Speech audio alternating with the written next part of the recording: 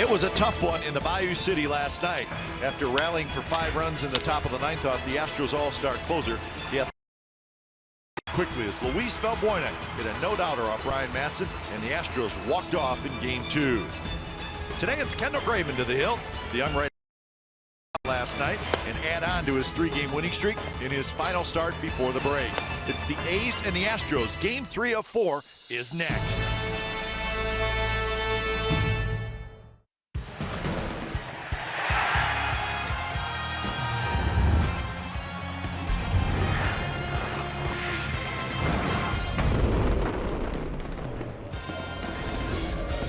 Well, it is a bounce-back day for the Athletics as they will try to do that after a very tough loss last night. It'll be Lance McCullers, good young right-hander for the Astros, and he will be opposed by A's right-hander Kendall Graveman. That is your pitching matchup for this afternoon's game. It's Game 3 of the series. It's the A's and the Astros coming up on CSN California. Hi again, everybody. Welcome to Oakland A's Baseball. Along with Ray Fossey, I'm Glenn Kuiper. Kendall Graveman is a pretty nice role. He's pitching well for the A's, and Ray, he's coming off a very good start against the Twins on Monday. One of the most impressive things about Kendall Graveman, if you look at his starts, you're going to see some strikeouts, but when he keeps the ball on the ground, he's a winning pitcher. Every time this year that he's had double figures in ground ball outs, he has won the ball game. He got a chance to pitch on the 4th of July. He also had Memorial Day at the Coliseum. Very patriotic young man, but the sinking fastball is the key for him. All right, now for the Astros, they will send 22-year-old Lance McCullers to the mound, and Ray, when he is on, he can be dominant, and he was in his last start. Just the opposite of Kendall Graveman. This young man has an outstanding curveball. 9 strikeouts against the A's on June the 5th here on an afternoon game that he defeated the Athletics. But what an outstanding breaking ball. Really not a pitch that you can sit on because it's thrown so hard, and he might stick a fastball as he did there. But bottom line, he loves his curveball. He will throw it any time, any count, and because of the bite on the curveball, he's usually going to have success, and he's had it against the Athletics. Made his major league debut against the A's last year. Did something similar, but he knows how to pitch, and especially with a pitch a lot of hitters cannot hit. All right, afternoon baseball coming up from Houston. It's Graveman and McCullers in Game 3 of the 4-game series. Up next, we will check in with the A's pregame live studios, and then we'll come back to Houston for lineups and first pitch.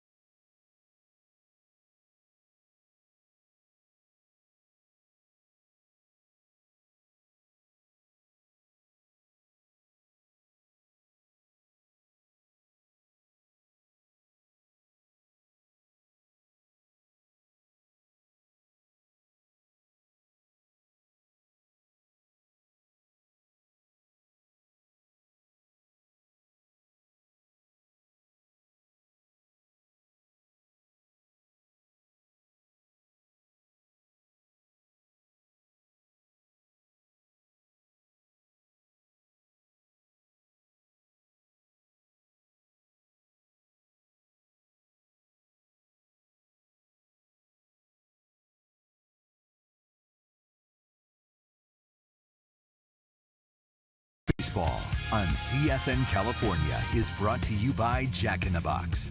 It's back, the Portobello Mushroom Buttery Jack. Taste it before it's gone at Jack in the Box. And by Toyota, the full-line automaker with the longest-lasting vehicles in America.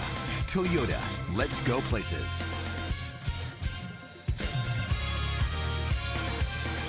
So we're just about ready to go here at Minute Maid Park. Another very nice crowd is gathering for Game 3 of this 4-game series. The Astros yet to take the field. Umpires are ready to go. They're standing at home plate. And let's look at the game time weather for today. It's presented by the Santa Cruz Beach Boardwalk. Get to the beach. The admission-free boardwalk is now open daily. 98 degrees. That's right, 98 degrees, and it is humid. Roof is closed, thank goodness. So it's that time of year. Middle of July, so it is going to be hot in this part of the country. So here come the Astros, led by their fine young right-hander Lance McCullers. And each team has won a game in this series. Lineup today for the Oakland A's. It starts with Coco Crisp, who's back, served the suspension. Coco will lead off and play center field. Jed Lowry hits second, Reddick third, Davis fourth. Stephen Vogt will catch and hit fifth. Billy Butler's the DH. Yonder Alonso is the first baseman.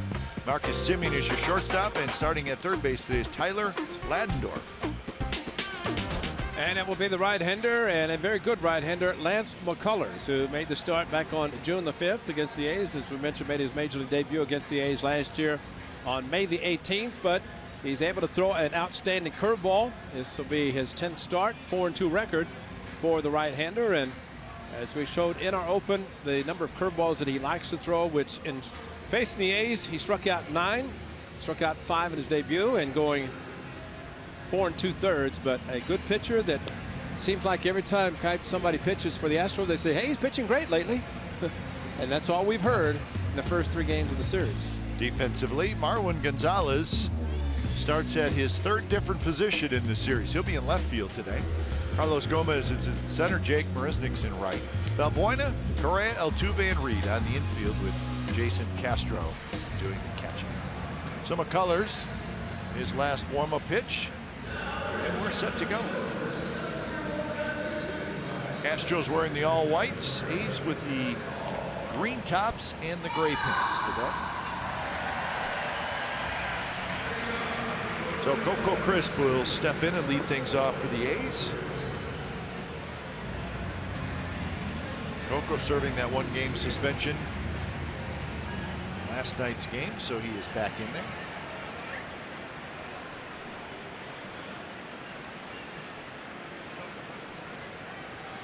Crisp at 243 with 7 home runs and 37 RBIs. 19 doubles and 3 triples to Coco. First pitch of the game from McCullers is in for a strike. That's Kerwin Daly. Hey, glad to have you back. And said, I could hit if you throw to me. He's played baseball with San Diego, so he's a pretty good baseball player himself. Correa, backhand, throw to first, and it's dropped by Reed. They would have had him, but Reed just could not come up with it. So it'll be a base hit. And the thing that Correa did the best was he bounced the ball, and then Reed just bounced the ball to McCullers, and he snapped at it because really thought he had the leadoff hitter out. And surprisingly, even the great play by Correa was given a base hit. But the fact that he had to go in the hole, bounced, and Reed just clanked it. Tried to actually put his hand in to have the ball drop out of his glove, but in doing so, he dropped it. And actually, McCullers, when Reed flipped the ball to him, it bounced to McCullers, and he kind of snatched at it and missed it. But that's an interesting way to start the game. Take it. So here's Jed Lowry.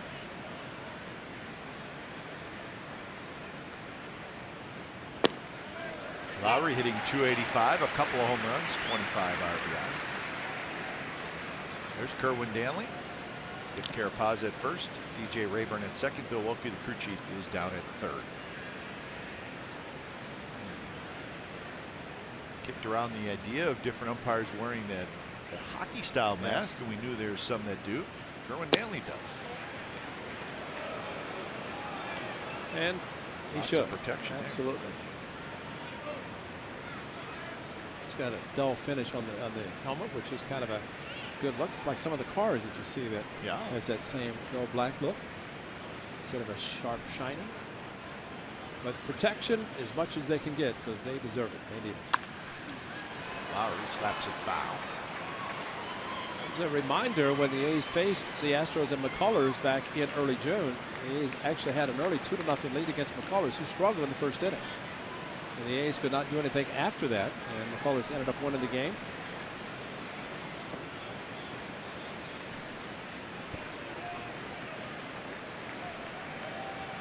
So McCullers ahead in the count of Lowry, 1-2.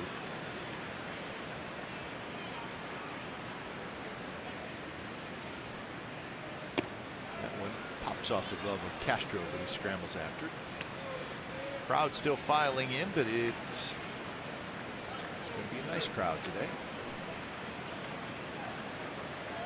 McCullers at home, 7-2 with a 1.97 ERA and 16 career starts in his home ballpark. He made his major league debut against the A's the 18th of May last year. It was a big deal. He went 4 2/3 innings.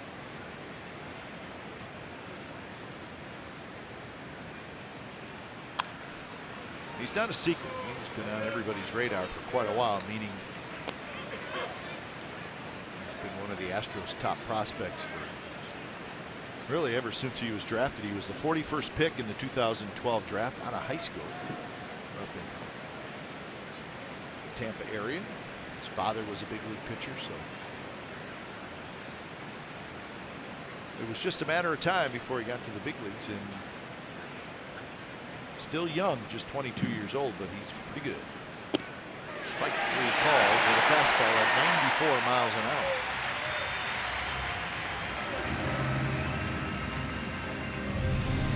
Well, how about a sneaker? You look at curveball, and here comes a two-seamer with movement, bringing it from the inside over the middle of the plate, and see the action of the baseball. And McCullers is a junior, his dad, and of course they were on hand last year. And actually, the A's pitcher of that game is now a new All-Star, and that is Drew Pomeranz, who was just recently named to the National League All-Star team, who was traded to the Padres. He got the 5th best ERA in the National League, I believe. Drew Pomeranz taking over for Noah Syndergaard. Replacements galore on the All-Star rosters. Let's hope the American League really appreciate the importance of inherited runners not scoring in the case of Brian Dull. Hit hard. Altuve has it. Spins, fires to second for one, back to first. Double play. So that's a 4-6-3 double play turned by the Astros, and the A's do not score in the top of the first.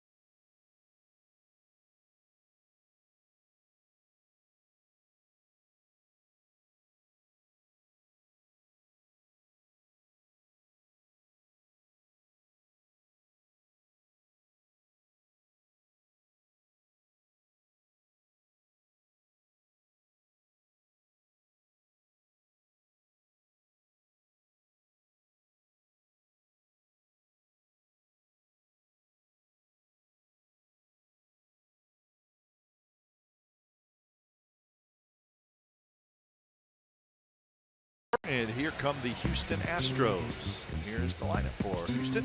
Marwin Gonzalez is in left field today. Jose Altuve back at second. Correa's at short. Valbuena, the hero from last night's in the cleanup spot. Then Gomez, Reed, Gaddis, Castro, and Marisnick. And it will be Kendall Graveman on the mound for the Athletics. Again, his final start before the break. For the starting pitcher, 17th for Kendall Graveman, coming off a win against the Minnesota Twins to start this road trip at Twin Cities on the 4th of July on Monday. 11 ground ball outs, 9 consecutive ground ball outs. They'd like to do the same here. He's faced the Astros one time. That was early in the season. The game that he pitched here back on the 4th. That was the Saturday afternoon game. No decision. Jed hitting the home run in the 9th inning. Graveman pitching well as of late. Facing Gonzalez, Altuve, and Correa here in the bottom of the first. Marwin Gonzalez on Thursday night started at first base. Last night he started at second base, and tonight or today he's starting in left field. So he's become a valuable player for the Astros. There's the last 7 starts for Kendall Graveman. 3-0, ERA at 3.63, including the win over the Twins earlier this week. He has not lost since the 19th of May. That's 8 starts ago. And that's good because that was his 6th loss and only 1 win at the time. Davis backs up near the Crawford boxes, but right where he is standing, it gets a little deep out there in left center. So 1 out. You saw Davis in left, Coco in center, then Reddick in right. Landorf, Simeon, Lowry, and Alonso on the infield with Stephen Vogt doing the catching.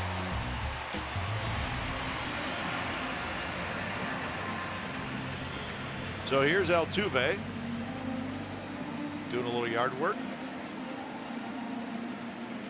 I wonder if the Hall of Famer behind home plate named Nolan Ryan, if you did that to him, what would your first pitch be? I bet he's thinking that too, because he's sitting right there. Reddick, a couple steps to his right, has it. He did all that digging for that, for 1 pitch. There's Nolan on the right. And Nolan's wife, and sitting next to his wife is Rob Reiner. Ruth and Nolan Ryan are sitting in those seats. They decided to bring a guest today. Yeah, that's a big time guest too. Yeah. All in the family. Rob Reiner is early. That was early, right. Rob Reiner. Oh, Glenn Schwartz, who with the Chronicle for many years. We used to call him Meathead when he traveled with the A's back in the 70s. And they would say, "Hey, Meathead, how you doing?" But you know, you think of Glenn Schwartz and Rob Reiner. You know, it's kind of during the happy days, which show probably couldn't be on today, could it? No, All in the Family would not survive today. Archie's attitude. Yeah, Archie just wouldn't work, but it's a good show. 2 outs for Carlos Correa, 264, 14 home runs, 55 RBIs. Big night last night. Home run, 3 RBIs, and he scored 3 runs.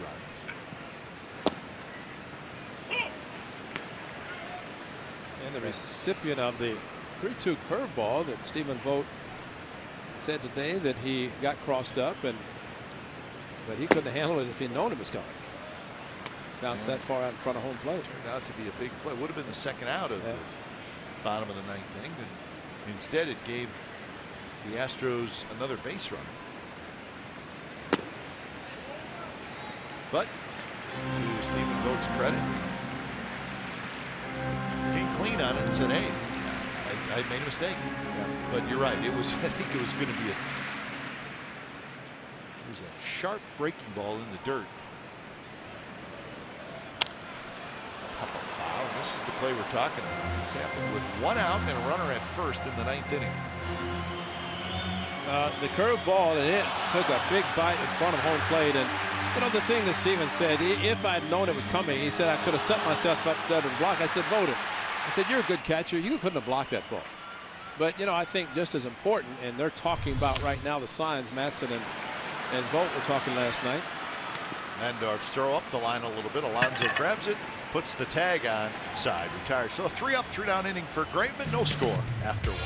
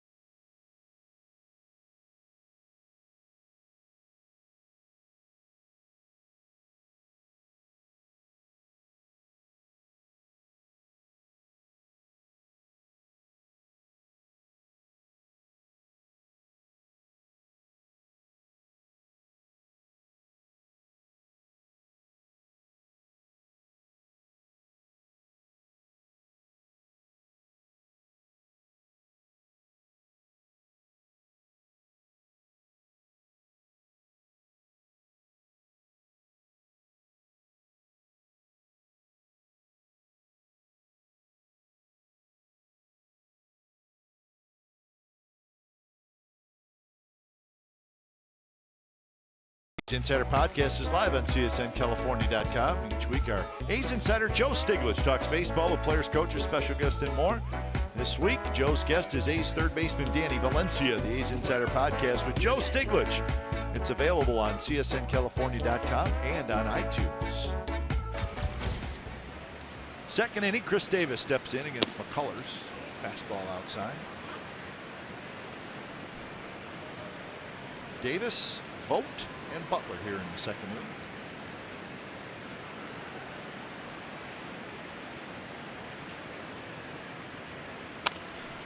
Check swing, bounces it off the front of the Astros dugout. I think Chris Davis said it best when it came up with a 2-run double last night to give the A's the lead in the 9th inning. And he said, and his shoulder's still bothering him from, as we mentioned last night, but he said, I got the job done. I mean, he hit it off the end of the bat and hit it off the wall. That's how strong he is. But did get the job done, and I know he will be very happy to have the left shoulder feel a lot better than it is right now. 19 home runs and 55 RBIs. That one is fair. Long throw by Valbuena, and the 6'5" A.J. Reed reaches up and makes the catch. Jed Lowry had double down the line, and Chris Davis up, and this ball a little bit towards the end of the bat, but look how far it traveled. And boy, there's a lot of excited A's players at that time to get the lead. Josh Reddick would bring him home, but the A's, thanks to the hit by Chris Davis, had the lead, but unfortunately could not hang on in the bottom of the 9th. 5 runs in the 9th the A's scored, but the Astros came back with 3 of their own. So with 1 out, Stephen Vogt will step up.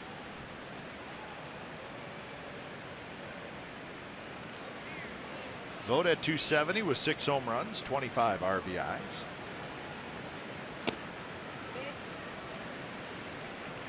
Two for 6 in the series. A couple of walks as well.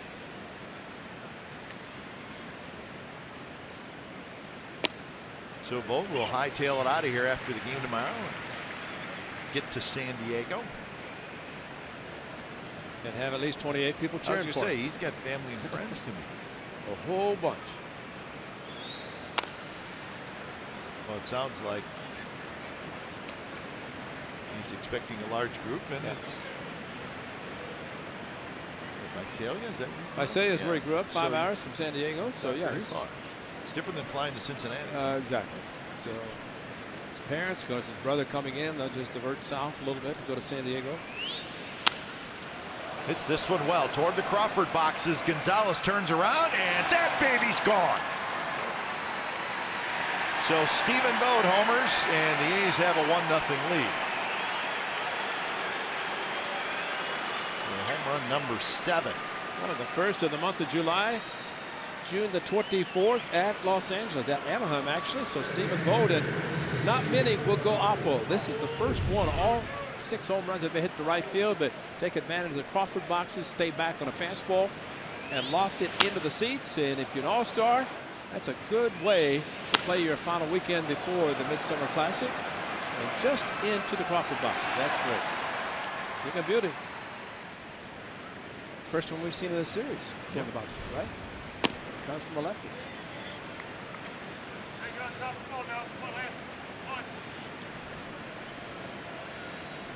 So there it is, the first one to left field. 7 solo shots from Stephen Vogt.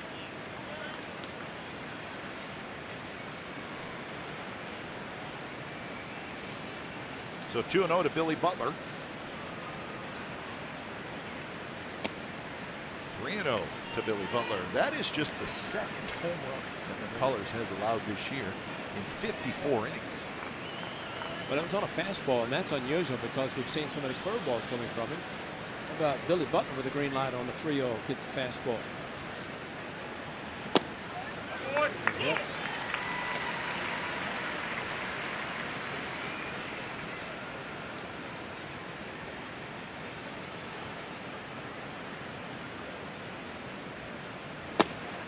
That one's outside on the 3-1 pitch, so Butler walks.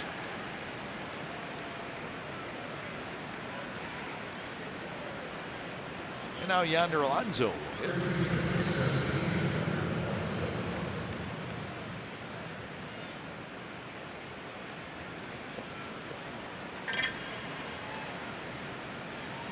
Big home run last night by Yonder in the 9th inning. His 4th home run. And that's Will Harris, who, as my partner pointed out, when Billy Butler hit a double, his first extra base hit against Will Harris on the season, ended up getting 4 hits and 4 runs. 2-run home run by this man Yonder with 3-2 fastball. First pitch curve to Alonso. He's been swinging it lately. Yep. But this high fastball went up and got it. So against the Astros, continues to hit the ball well. It's the old front row shot, but he'll take it. Billy Butler.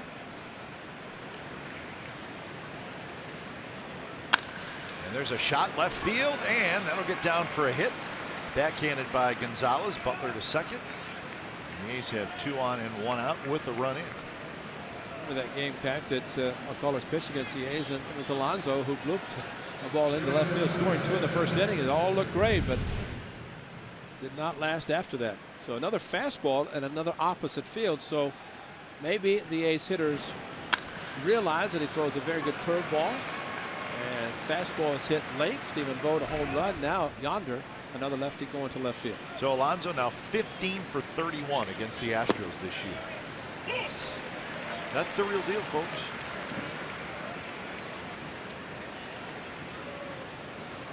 A 484 average, 9 RBIs. And this is the 9th game of the year between these two teams. There's that good breaking ball by McCullers. So 0-2 to Marcus Semien.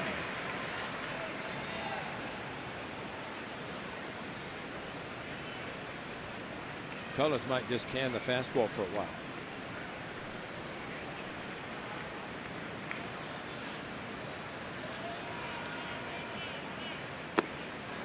That's the pitch that he likes to throw. Good curveball. This is the changeup he throws. It's not your conventional changeup because it comes in the high 80s miles per hour. Exactly.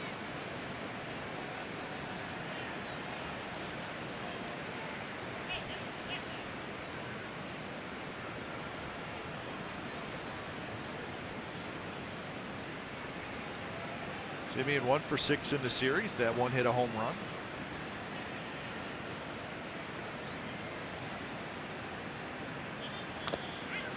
Fouled off Castro. Semien just barely got a piece of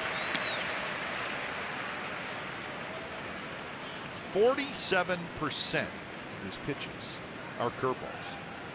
Opponents are hitting 158 against it, and the velocity 85 miles an hour. We're just pretty good velocity for a curveball. Which means that if it's in the dirt, it's hard to block, especially throwing that hard.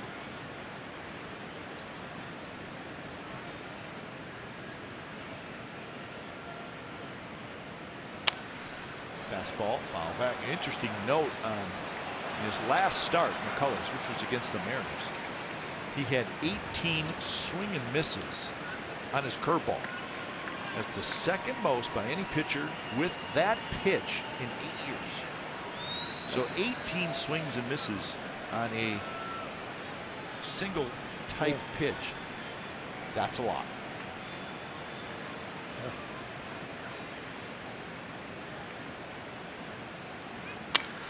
And that one hung, and that's a base hit. And Butler will go to third, and he'll stop there. So that was that breaking ball, but it was right out across the plate. Well, you're right, a hanger, and you can throw it, and this is not a swing and miss type curveball here. This is a hanger, stayed up, and Marcus Semien, he fouled off a good fastball, took a couple of good curveballs, and you can see it go right back up the middle, no shift. But also Billy Butler had to hesitate momentarily to make sure the ball went through.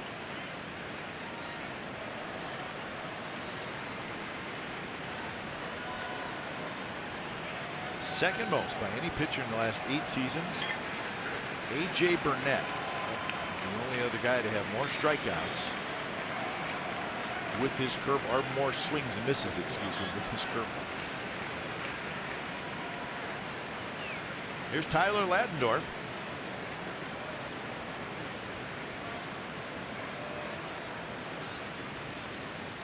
I think if you have more than 20 swings and misses total in a game as a starter, that's quite a bit. That's right. This is 18 with one specific pitch.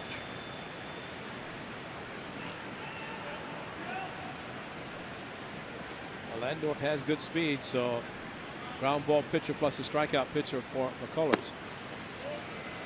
And I say that because to start back in June, not only did he have the strikeouts, which he had 9, but he also had 10 ground ball outs.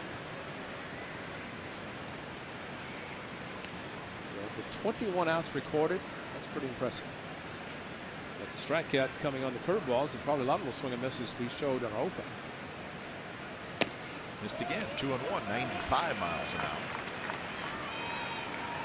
After he gave up the base hit to Semien for the hanging curveball, he was shaking his head. So he probably feels like that the curveball is good. Sometimes out of the strike zone is a hanger. Fastball a little bit straight.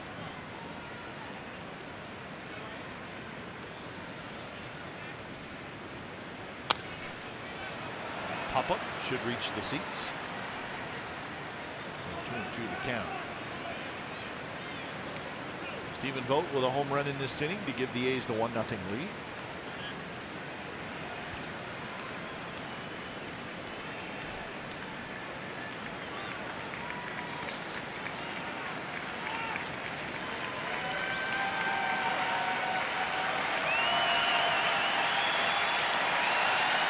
So the crowd getting into it. Pitch number 25 coming up in this inning for McCullers. And he got it. Stayed with that breaking ball, and that one was well off the plate. So that's a big strikeout. Well, he is the type of pitcher, Captain, we've talked about. And I know I've mentioned that if you throw the 2-2 breaking ball and you miss, which he did, is out of the strike zone, but he is also very confident to be able to throw it 3-2. Yep. He doesn't have to come back with a fastball, which really benefits him. But in the case of the sharp breaking curveball, swing and a miss by Landorf, it's a big one because not able to score on the base hit by Semien. Butler had to stop at third. So now it's up to Coco Crisp. Get a couple of runs home. Ball first strike.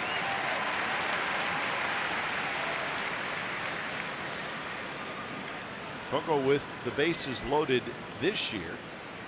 3 for 3 with 9 RBIs. 2 weeks tomorrow in Anaheim, hit a slam.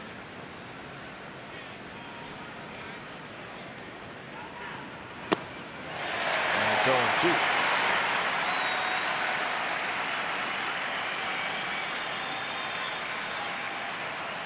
So McCullers goes for a little walk. Well, Coco hit the same one in the first inning. They scored 2 runs. As they are shading him to the right side, he punched the ball to the right of Correa at shortstop. But Correa way over, closer to second base in this at bat. Got it. Oh, he stayed with it. And it's a nasty pitch. So the A's get a run. They leave him loaded. The run came on Stephen Vogt's 7th home run of the year. So bottom of the second coming up. A's leading 1-0.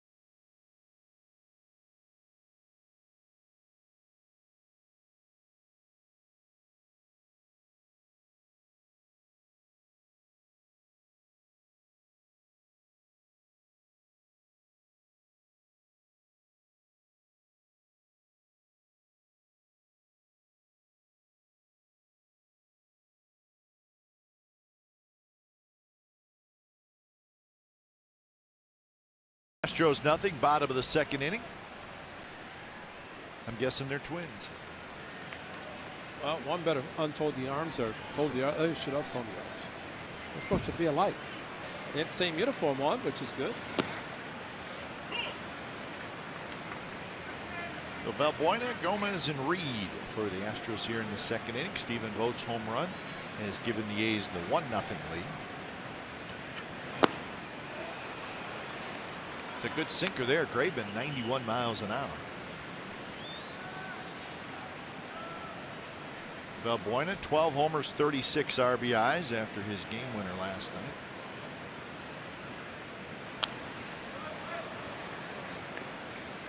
That fastball came right into his swing, and to be honest, for a hitter, that's thank you very much, because for a cutter to stay up as that one did, and then to leave as quick as it did. In the air toward left center, and it's going to be Chris Davis who gets over there.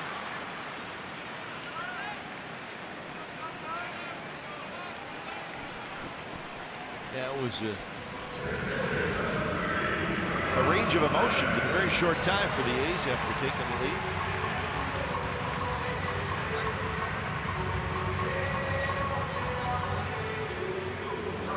So 1 out, and here's Carlos Gomez. Not often you see 8 runs scored in the 9th inning. That's true. Not often you see a club score 5 to take the lead and lose it in the bottom league. I saw it last night.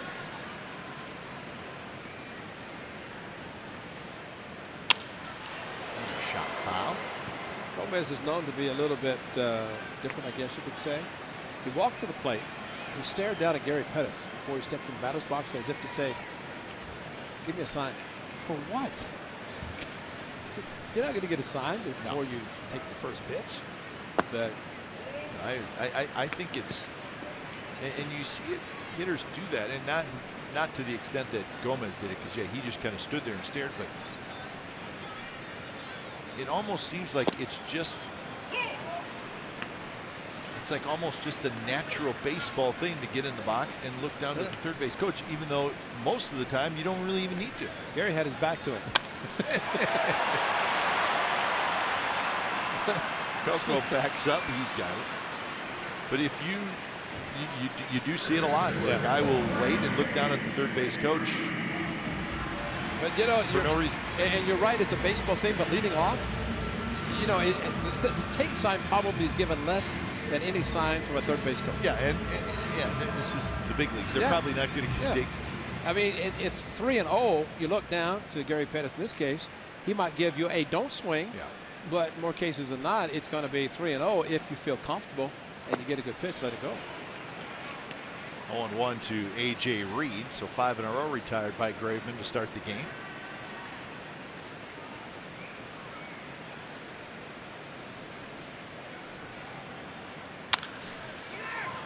Hit hard to first, but Alonso stays down on it. So 6 up, 6 down for Kendall Graveman, and we're headed to the third from Houston. 1-0 A's lead.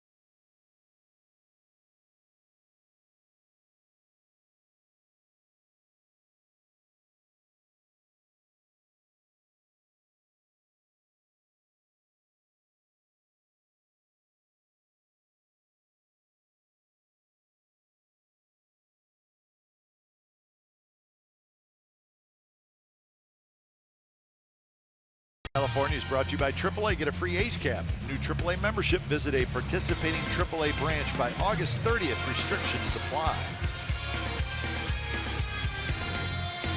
At what point does Ray Fosse get off the Ferris wheel? At what point does Ray never get on it? Wow. My partner does not like heights, and I don't blame him. Oh. Just listening to that.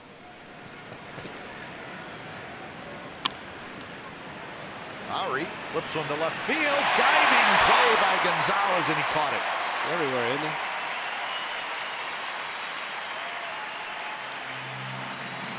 Nice play by Marwin Gonzalez. I'll tell you, if the outfielder, and again, say it often, but he's got to play shallow. Jed Lowry hit a double down the line, but you're going to take more hits away like this than you're going to give up over your head. And Gonzalez robbed Jed of a bloop base hit. And so for the man who's everywhere, he can play all the positions. So with one out, here's Reddick. First pitch for a strike.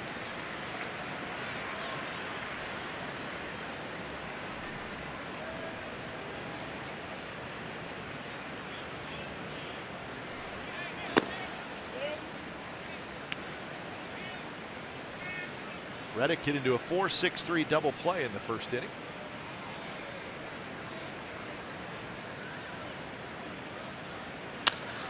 He lines that one. Gonzalez will have to play this one out.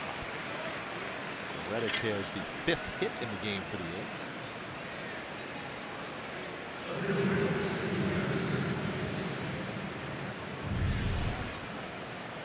Another fastball away, another A's left-handed hitter going opposite field. It's just a great swing by Josh Reddick, staying back on the fastball.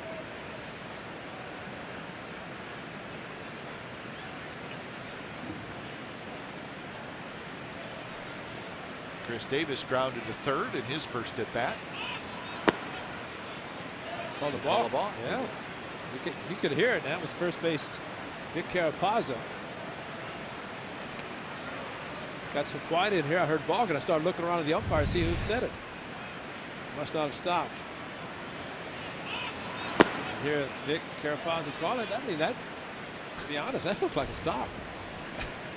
Well, you know what I don't like about the balk call is that you can't argue it. And I'm not saying argue it, but I mean, if you're the Astros, don't you want an explanation? Well, what did he do wrong? Just tell me what he did wrong. And you can't even do that. Yeah, it's just it's a rule. You can't argue a balk.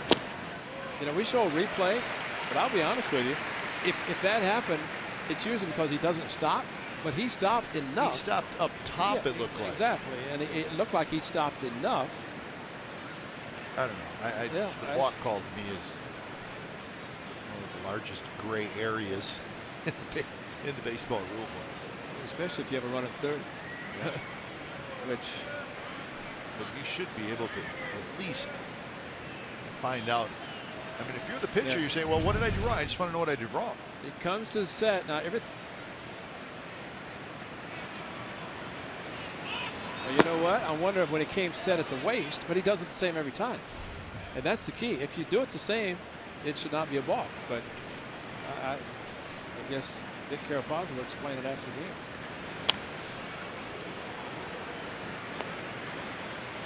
So 0-2 to Davis.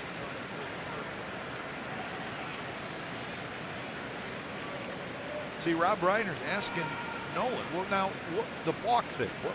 I don't understand. Did you ever get called for a balk?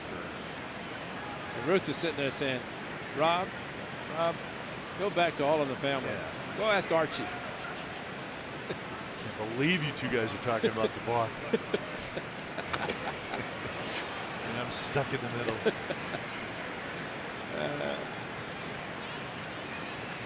Now in Texas, in the Hall of Fame. You know, Nolan's probably talking about his cattle. He's probably trying to make a deal with Rob right now about selling some cattle.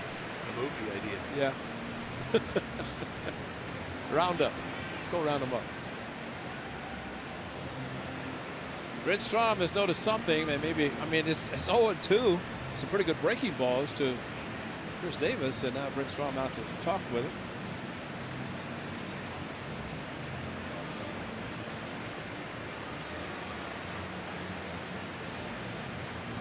Three, two, one. I'm out of here. Kerwin wants to get in the conversation. Maybe they wanted to have Kerwin explain the ball. Kerwin probably isn't sure about the ball call. Yeah, he's gonna. If he calls Vic Carapazza over between innings, then we know he's gonna say, "What did you do?"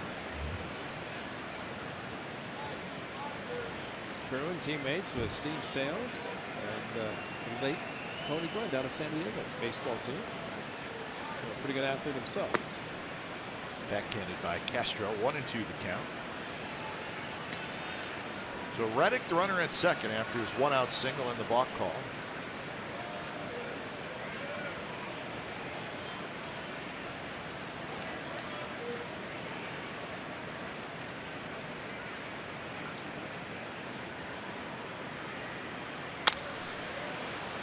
In the air, shallow right.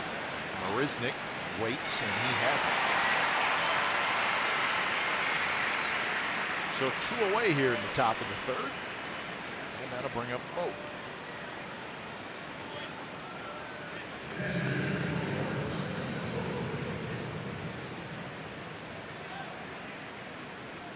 So we'll see how the Astros approach Vogt with Butler in the on-deck circle. First base is open.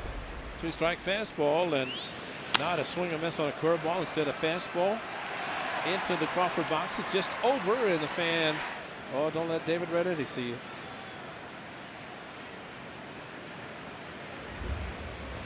Redetti doesn't like that baseball thrown back in the field. No, it's not good. I want to make him mad.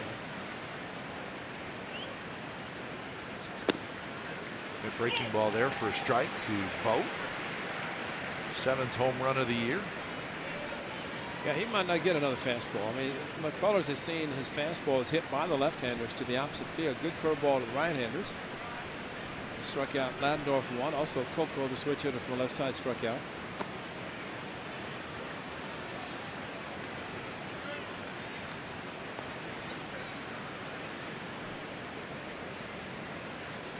So 48 pitches so far for McCullers. That's what Strom was talking about. He really does throw a lot of breaking balls. Yes, he does. Wow.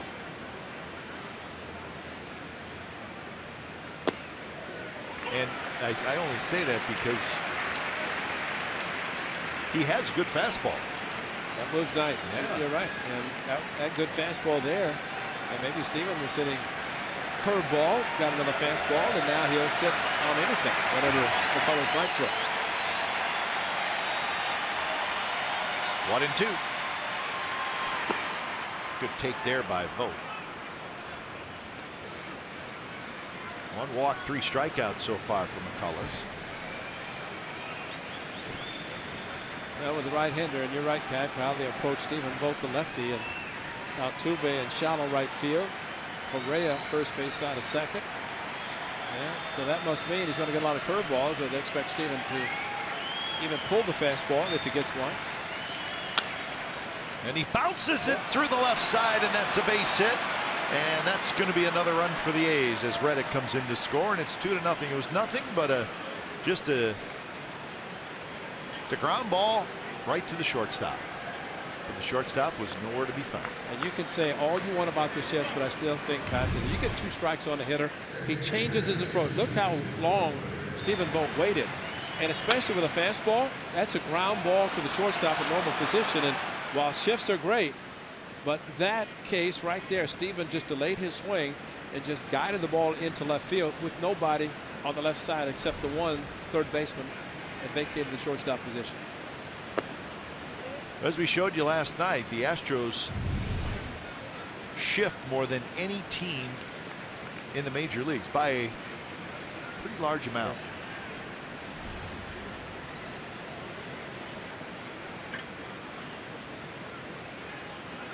So their information obviously tells them to do that. But don't you think that a hitter with 2 strikes is going to change his approach? I mean, it just. Well, I don't think there's any. Most of them. Do. Yeah, and we have seen guys who don't. But in the case with an RBI situation, I strongly believe that a hitter is thinking about, I want to get the run in. I'm not going to think about a home run. And if you throw me a fastball, I'm going to wait and I'm going to try to guide it. And whether it's the right side or left side, we see Albert Pujols do it better than anybody. And he's a big power hitter. Stephen Vogt a home run, but takes the base hit through the left side. It's just great hitting. 3-0 pitch is a strike. You know what would be interesting, Ray? And we have lots of information and we show you what team shifts the most. But I think it would be fun to see how different teams shift against the A's. Meaning, aren't they getting the same information? Exactly. So why would Team A shift this many times and Team B shift this many times? A lot less or a lot more if it's the same hitters. Are your pitchers that much different from team to team? Yeah, that's a good point. And you know, the info's out there, but I agree, because everything should be standard with regard to where the ball's hit, because somebody's recording every ball that's hit in every direction, and clubs have access to that information. It's a good fastballs to Billy on 3-0. And I guess the point we're making is the Astros now, they're shifting a lot. So they're looking at the A's information and saying, all right, this is where these guys hit the ball the most. Yeah. But they're looking at where they hit the ball the most against everybody, not just against the Astros. So that's what everybody's looking. So if everybody's looking at the same spot where A's hitters are hitting, then how is it that one team shifts against the A's a whole bunch more than another team? I don't know. I really don't either. And again, with Alonso and Kipe, 6 hits the A's have gotten today. And every hit has either gone to left field by left-hander or up the middle. That Semien hit is a right-hander, which not one ball has been hit to the right side to record a hit. Look at the defense. And if McCullers throws his good curveball, lefty should get out front and pull it. But he's throwing fastballs, and they're hitting to left field. So Darren Bush has a great approach with his hitters today, and they've been following it, especially when they get the fastball. And that one to the backstop, and the runners will move up.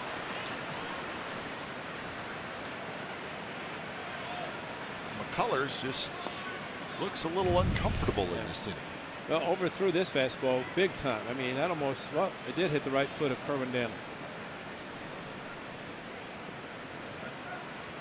Castro trying to calm his pitcher down, but also might be thinking, now you've opened up first base. You got Alonso with those great numbers that you pointed out, Kipe, and maybe approach is a little bit different now, even with a couple of outs. It all started with a great dive by Martin Gonzalez in left field off the bat of Jed Lowry, but it seemed like the innings lasted forever.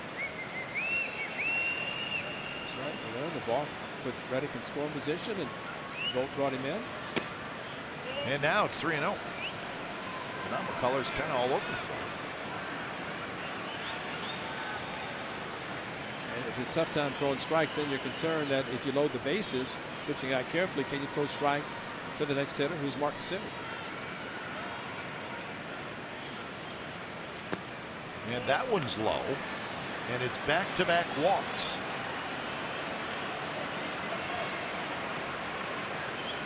McCullers does have a fairly high walk count coming into this game. 30 walks in 53 innings.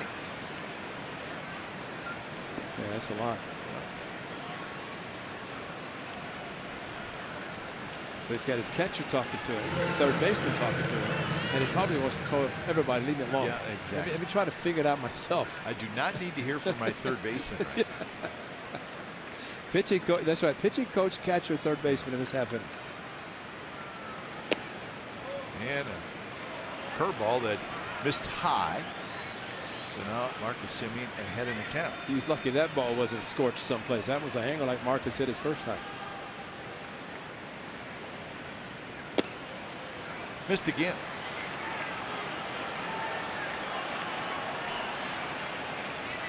And 4 fastballs out of the strike zone to Alonso. Now 2 curveballs.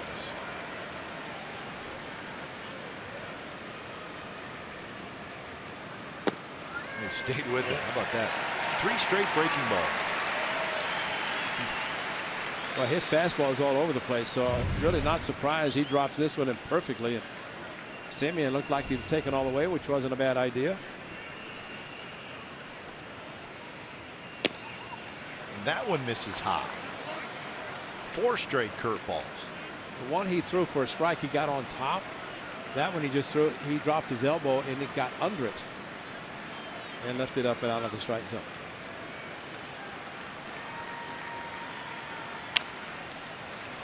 With a fastball that time, so now the count is full. Well, the runners will be taken off.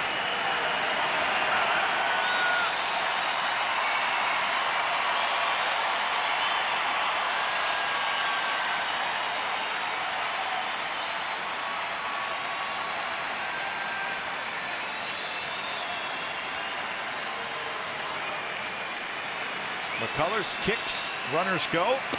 And it's a fastball inside. Semien walks. Vogt will trot in to score, and it's 3-0.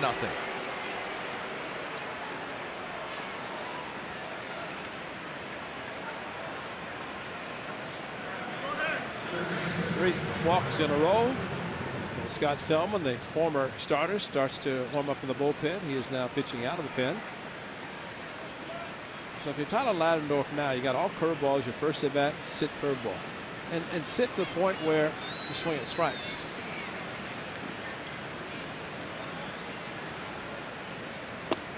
And it's a curve, and it's inside.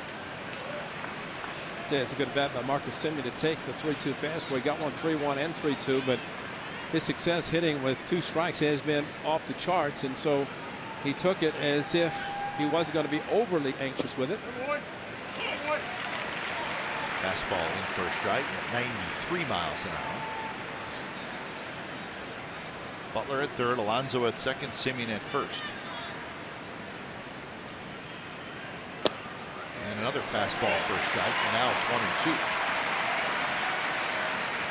Now with McCullers pitching out of the windup, and he drops another fastball down the middle, but all runners can get very, very big leads, especially with 2 outs. 1-2 pitch. Curveball foul out.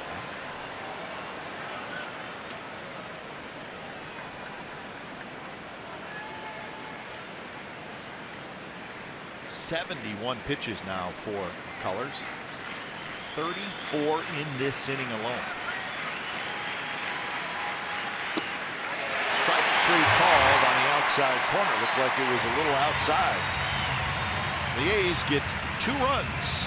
There was 3 walks, a couple of hits, and it's 3-0 A's after 2.5.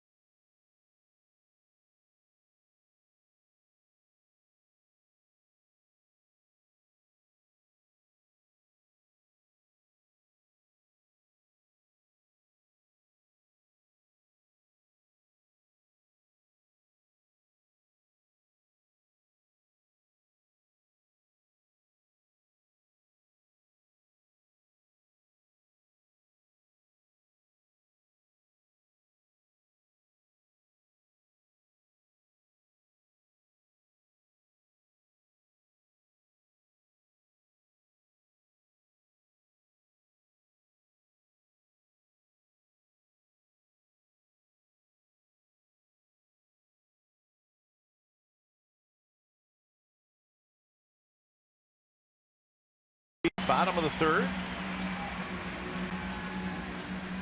So colors with about a wildness. The A's take advantage. It'll be Gaddis, Castro, and Marisnick. Bottom three in the order. Graveman has retired the first 6 Astros hitters. Gaddis has been sitting around for an hour waiting to hit. Waiting. He's seen his pitcher, and he's doing a good job, very good job catching, considering he had a couple of years removed from the catching position. North charges, and his throw is right there, and Gaddis is out. But the beloved worldwide phenomenon of Hello Kitty is back. Add to your collection with this year's version of Hello Kitty dressed to the nines in full A's catcher's gear. Sunday, July the 16th game against the Blue Jays. 15,000 fans can pick up and hug. Gotta hug it. Their very own Hello Kitty bobblehead. Visit athletics.com/tickets today.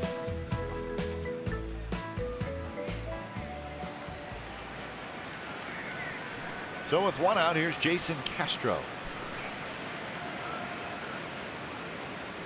1 for 6 in the series is Castro.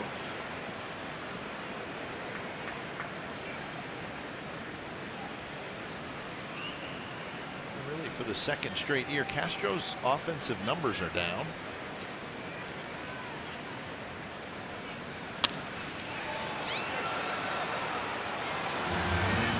Last year, he hit just .211 with 11 home runs in 104 games. The year before that, just .222, but he had 14 homers and knocking 56. So there's been a little decline in the offensive production of Castro. And he's a free agent at the end of this year. Interesting to see if he stays here in Houston. Well, they just have to look at the catching depth in the organization. Of course, Evan Gaddis went back to the minor leagues for about a week to 10 days to work on his catching. Former catcher A.J. Hinch. They've had some catchers run through here that backed up Castro, but have not been able to stay. Good pitch there on the inside corner. Strike 3 call. That's the first strikeout for Graveman.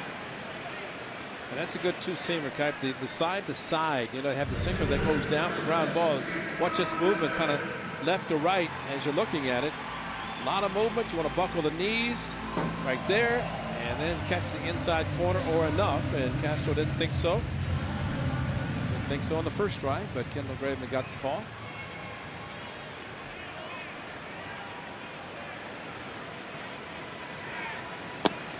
Outside corner strike to Marisnick. Graveman in a nice groove right now.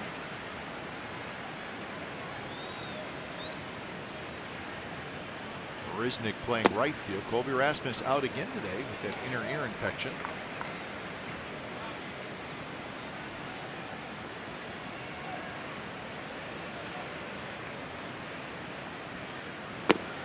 So that's a pretty potent bat that's been out of the lineup this entire series. Rasmus with 11 home runs and 42 RBIs. Manaea is pitching tomorrow, lefty for the A's, so chances of him coming back, he may take the entire time off. Landorf has it across the diamond. 9 up, 9 down for Kendall Graveman. So 4th inning coming up. A's 3, Astros nothing.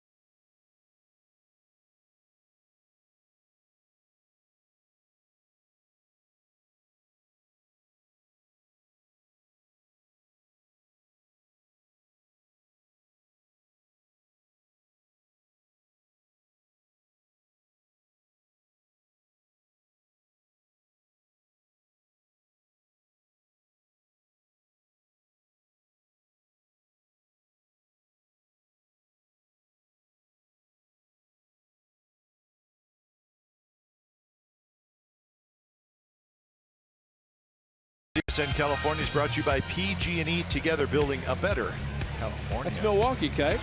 That's a brat. Huh? I think it's more like an Italian sausage. It looks like a brat to me. That looks like a sausage. You're right. Brats. You Illinois guys. You don't know what a brat is. I do. They're good, but they're straighter, right? They don't have the little curl to them. Exactly. Yeah, they're straight brats. Yeah, that's all right. You'll learn. It's a brown color, like a brat. You'll get there. Yeah, I did see the cheese head. So we were talking about the hot dog, and you said no cheese heads in Minneapolis. No, you can't wear one there. They don't like that. You get it knocked off your head there in Minneapolis.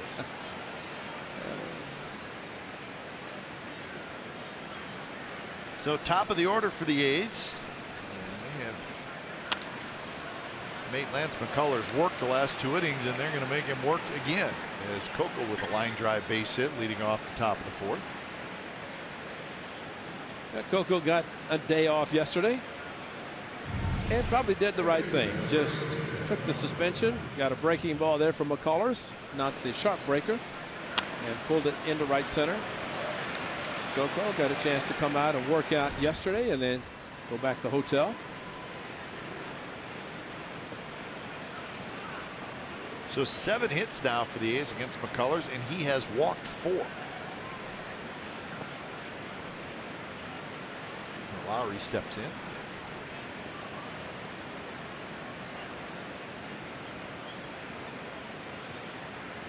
Bullpen activity. Not surprised that every inning McCullers goes out.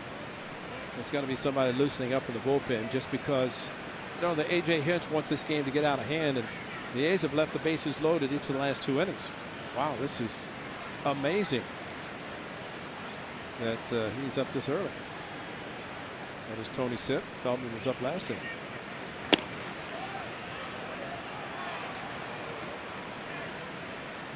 So 2-0 now to Lowry, who has struck out and then was robbed of a hit. A diving catch by the left fielder Marwin Gonzalez.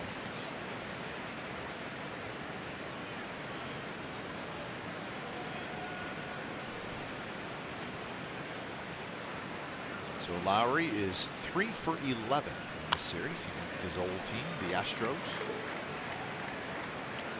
Twice.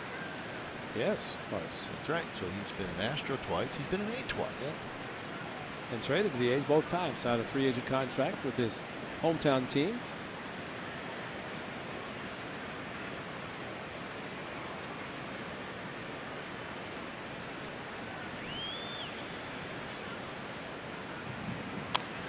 Again, foul back. So after the game, there was a fairly significant trade. Our old friend Brad Ziegler was traded from the Arizona Diamondbacks to the Boston Red Sox. How about that? About 3 weeks in advance of the deadline.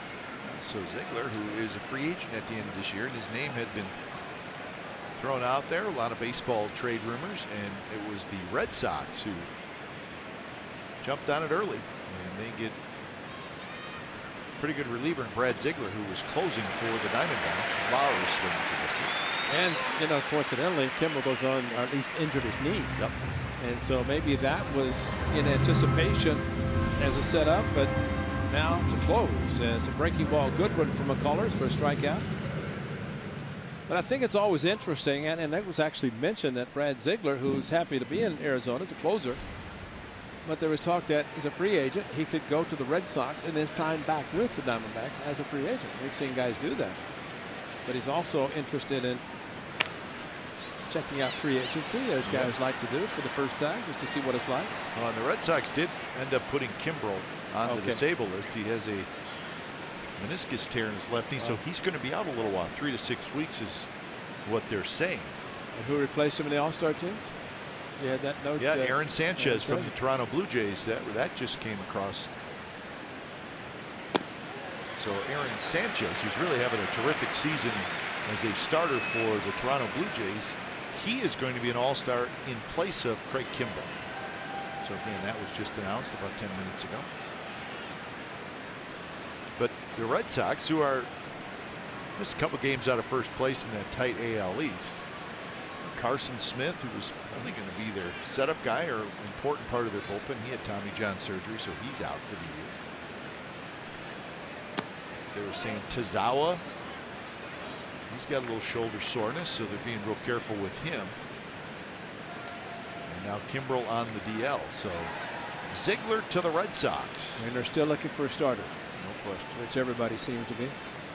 So Jim Skaden with the Blue Jays, and he's here for the weekend. He did not see Rich Hill pitch on Thursday. The Blue Jays sent somebody else. And Ski came in. Gonzalez makes the catch, and that's the second out here in the 4th inning as Reddick pops out. But it's this interesting time. Aaron Hill and now Ziegler, former teammates with the Diamondbacks. Hill, of course, playing in the National League with the Brewers. So for the first time in his career, I'm just thinking that he goes to a team that his home games are not in a dome. Aaron Hill? Aaron Hill. Toronto, Arizona, Milwaukee. And now he goes to the Red Sox. I don't think they're going to put a roof over Fenway. Probably not. No. It's a couple pretty good pickups for the Red Sox. Yeah. Aaron Hill and Brad Ziegler. And it is always nice, I think, when you see teams go after somebody. Dave Dombrowski has done it in the past where he's not waited until the deadline. He's been a little bit more proactive in the early part of July, and he's done it again with a couple of trades already.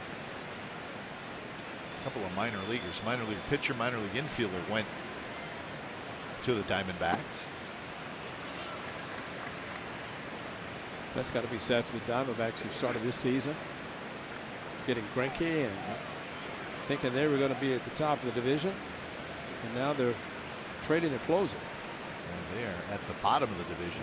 They won the offseason, but we've seen that too many times. That's that right. does not usually carry over. That's a great point. So Davis swings through it, and now the count is 1-2.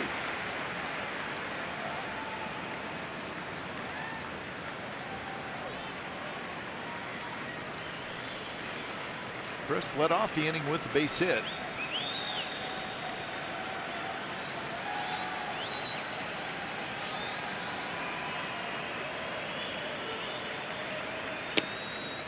Pitch misses. 35 pitches last inning for McCullers.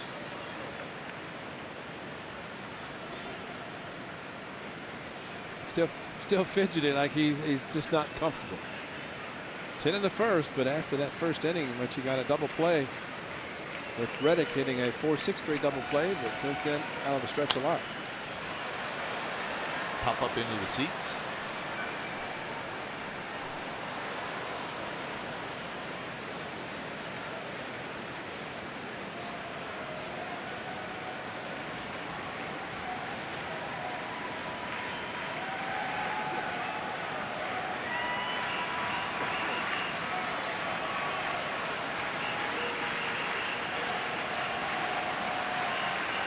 Pitch number 90 coming up. And another breaking ball that's outside. 3-2, so Coco will take off. And McCullers actually has gotten very fortunate as home run hitter waits, but McCullers has thrown a couple of curveballs to Chris Davis that could very easily knock. What's his name? Johnny Dynamite off the train tracks. Yep.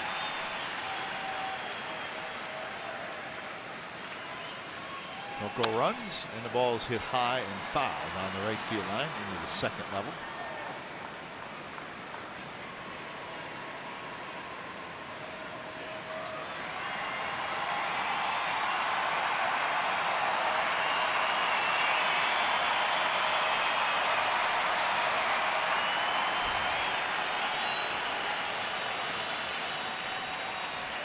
Now McCullers, long look in, now he's ready. Got him looking on the inside corner. So strikeout number 6 in the A's strand Coco Crisp. 3-0 as we go to the bottom of the 4th.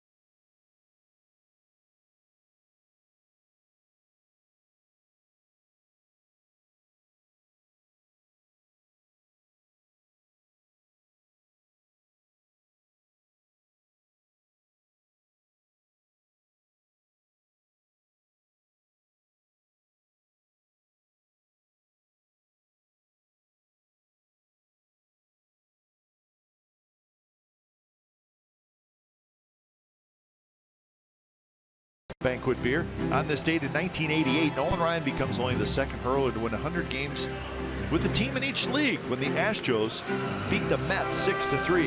The 41-year-old right-hander, who also won 134 games for the Angels, joins Cy Young, who reached a plateau with the Cleveland Spiders and the Boston Pilgrims. It's Alan Ashby catching him. There's the beautiful uniforms too, Kite. I think that was Art Howe at third. Yeah, that's our no-hitter. The Ryan Express. Nice. And you would know perfectly well, but everybody talks about how hard he threw, but he had a great curveball too, right? Right over the top. Yeah, it was called get out of the way. If you knew it was coming and it came at your head, you better duck, because in case it's a fastball, you might not get up. Yeah, he was exceptional. Curveball is good as his mid-90s fastball.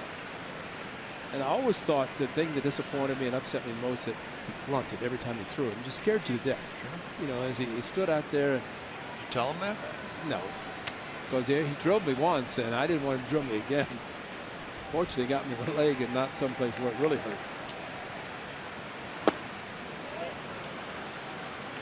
It's good.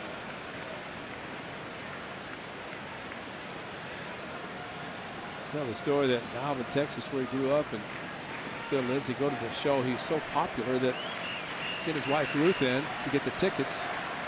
He'd get a ticket. He'd wait till the show started. He'd go walk in. Sneak in. And then about the show was ready to end, he'd walk out and wait for Ruth in the car. He's a popular figure, and of course, in Texas, he is Mr. Texas.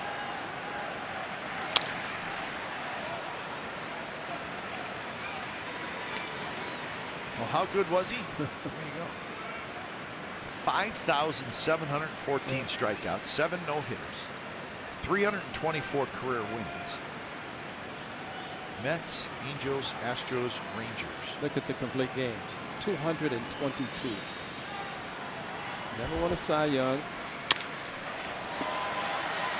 Simeon quickly to first, and they get Gonzalez. And he won a World Series with the Mets when he was just a youngster. I want to say that was about the time that the Mets minor league organization was starting to go to the 5-man rotation, and it had to start in the minors to get the guys the big leagues, because guys in the early 70s were still in the 4-man rotation, making 40 starts a year. But Ryan Nolan struck out Ricky for number 5,000 in Arlington, Texas.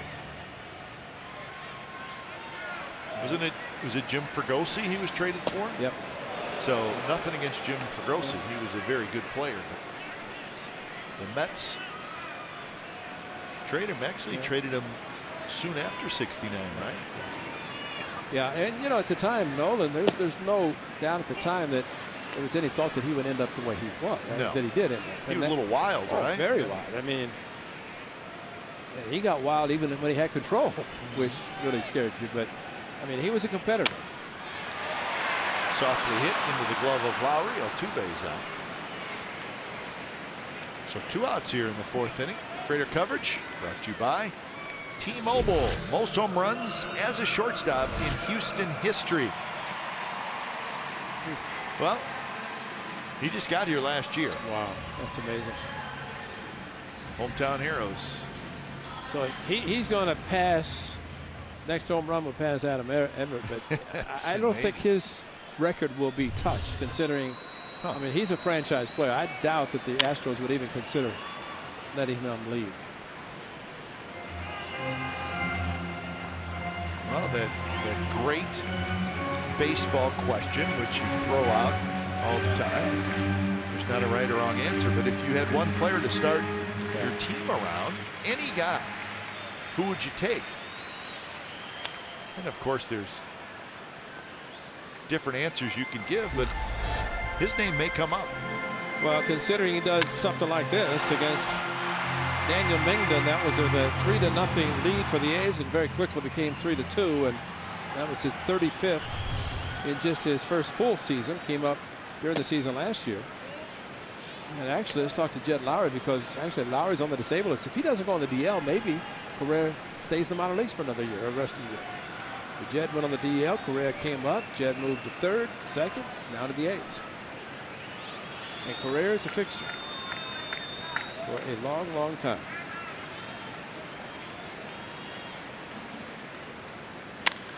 And that one's hit well to center.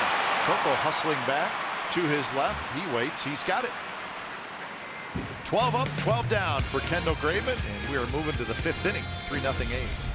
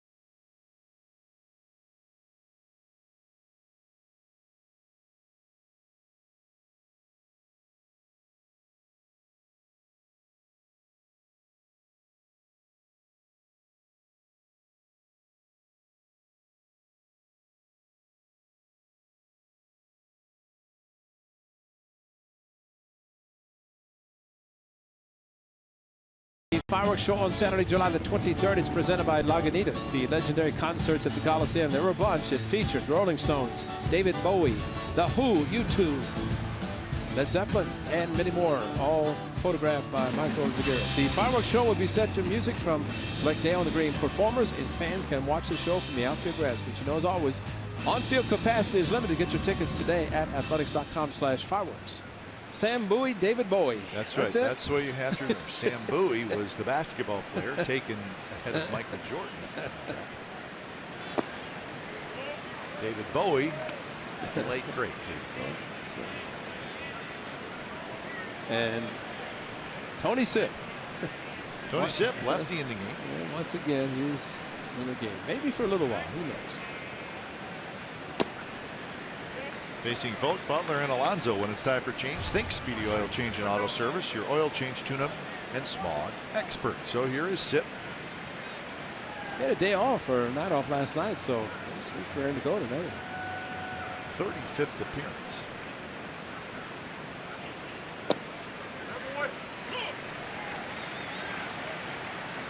So A.J. Hinch trying to keep this a 3-0 game. There's the line for Lance McCullers. He really struggled today. 4 walks, 6 strikeouts, 92 pitches in 4 innings.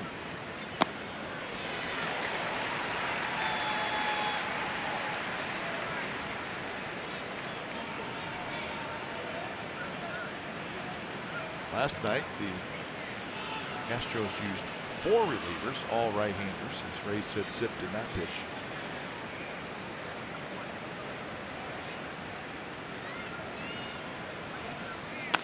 Breaking balls belted towards center and hit well. Gomez hustling back, still going back. It's over his head. Rolls up Tal's Hill. Here comes Vogt digging around second, but he'll put the brakes on, and he's got a long double. And he should have taken the triple, because then he's only a double away from the cycle. Single, double, homer. Well, that's again a great swing. Stephen Vogt, watch the extension again. This is something that's so impressive, but he starts and then just finishes so strongly, and you hit it over Gomez's head in center field, you're doing something, because he can cover some ground. But Sipp hung a breaking ball, and Stephen Vogt will be in San Diego Sunday, but what a game he had Tuesday. He's having a great game today. And thinking about 3, stopped. Another 2-strike opposite field hit by Stephen Vogt. And here's Butler, who has walked twice.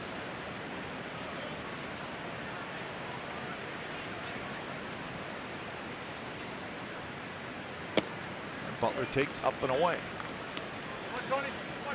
Alonzo Tafalo after Alonzo Simeon.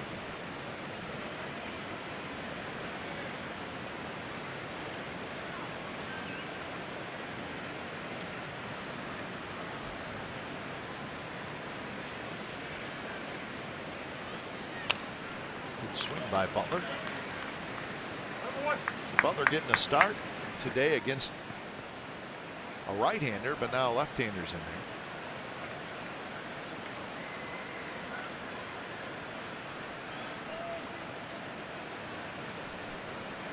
Butler this year a .323 hitter against left-handers.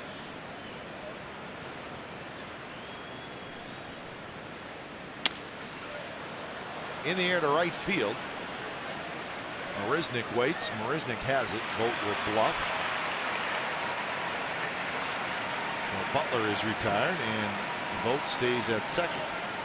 Well, he tried. He tried to hit the ball to the right side. He did, but in the air, not deep enough. The thing about the outfielders, it's Marisnick and right today, and not George Springer, but still very strong arms in the outfield. Marisnick, a center fielder when the A's first saw him, but got Carlos Gomez, moved him to the corner. Gomez in center, and Gonzalez in left field, but it'll be Rasmus, and again with the lefty Manaea pitching tomorrow, Rasmus might not play in the series and take the 4-day All-Star break off as well. Yeah, Springer getting the day off as well. So here is Yonder Alonso. Doesn't much matter who's pitching right now for the Astros with Alonso. He sees an Astros uniform and he starts feeling pretty good. A single and a walk today. And 17 for 36 in his career in this ballpark. 15 for 31 against the Astros this year.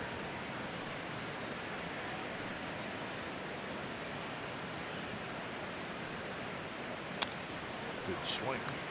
Isn't it amazing how even like when he fouls the ball back, he's got a good swing against the Astros.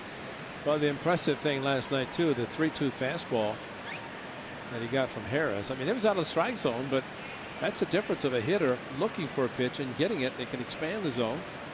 And while he could have walked, instead he hits a 2-run home run, which was huge in the 9th inning.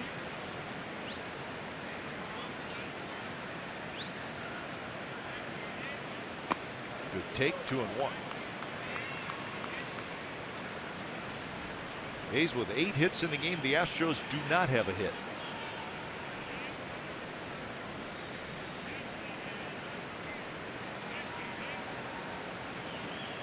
A's have been able to keep the crowd quiet so far. We're in the 5th inning. Time of possession is leaning strongly toward the Athletics. Meaning time with bat in hand. That's right.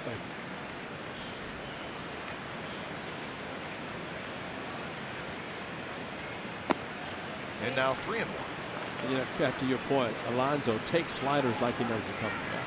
Those are chase sliders that a lot of hitters will be swinging at, but Alonso's not. Simeon's already hit a home run off Sip. That was here earlier in June when he hit a split finger fastball.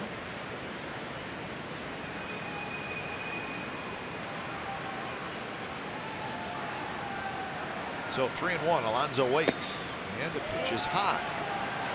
So that is walk number 5 by Astros pitchers today. Well, this is a splitter that Marcus hit for one of his 19. And over the Crawford boxes, actually. So maybe he's not going to let him pitch to him because he just saw the replay. So to the bullpen for A.J. Hinch here in the 5th inning. So Tony Sipp, the only left-hander in this Astros bullpen, has been used up for the day.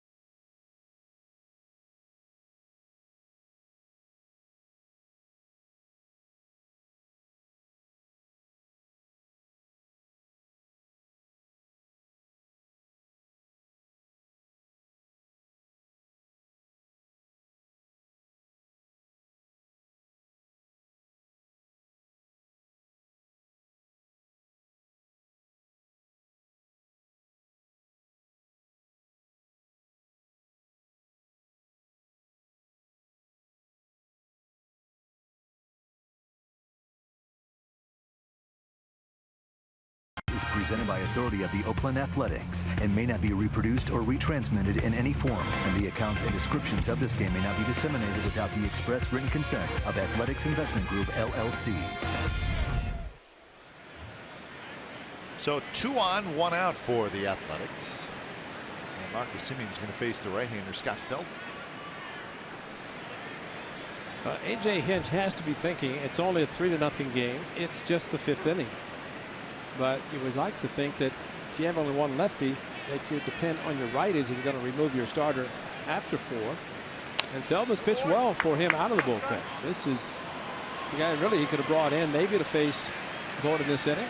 But A.J.'s the manager. Did a good job last year at managing. And Scott Feldman made 5 starts, but 21 games he's been in the bullpen a considerable amount of time, and he's been doing a good job for the Astros. As a reliever, his ERA is 1.85. He had 3 innings of perfect baseball against the A's in an appearance at the Coliseum. So maybe for him a change of scenery from the dugout to the bullpen is helped him. Solely hit to Correa. He'll fire to second for 1, and they will get Alonso. So the runners will be at the corners with 2 outs. That ball was hit off the end of the bat. Certainly not hard enough to turn the double play.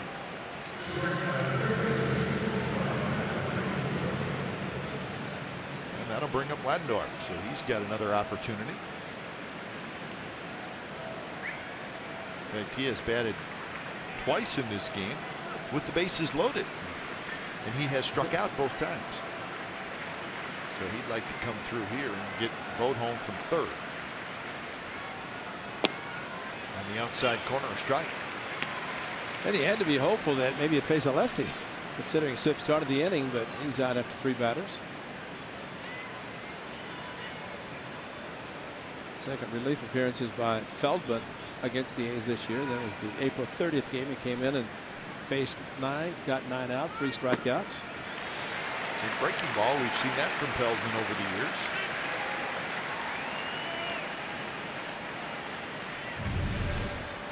With curveball, he's got the 4 pitches that a starter as he used as a starter, and now of course out of the bullpen, plenty of time to loosen up as he did last inning, and now in this inning.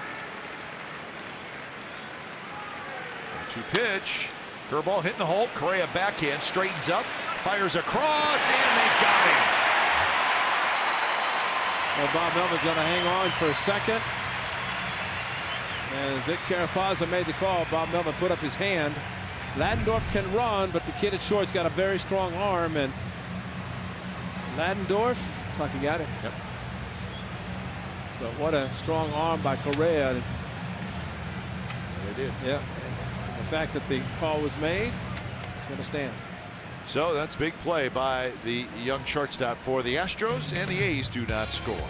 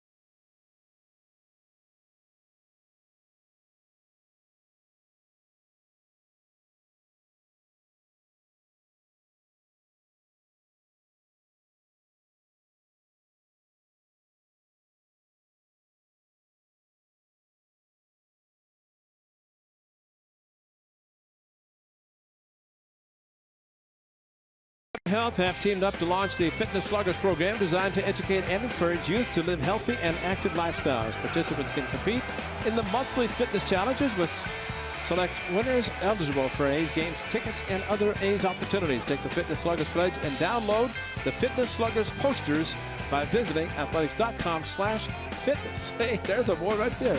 Oh, Sam Houston. Yep, Sam Houston. Sam Houston boy. He's big in Texas, isn't he, Sam Houston? Big fella. Valbuena with the shift on. Tries to bunt, but he bunts it foul. Valbuena, Gomez, and Reed here in the bottom of the 5th inning. The story right now is the fact that Kendall Graveman has retired the first 12 hitters he has faced in this game. Valbuena hit a fly ball to left field in the 2nd. And that one is hit very high and deep to right center. Coco, warning track. He's got it, 1 out. Get it at the right spot, in right center, deepest part of his park, next to Towns Hill.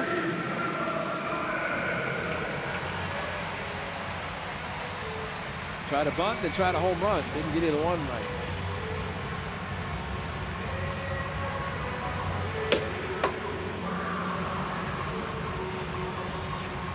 So a long out, and here's Carlos Gomez.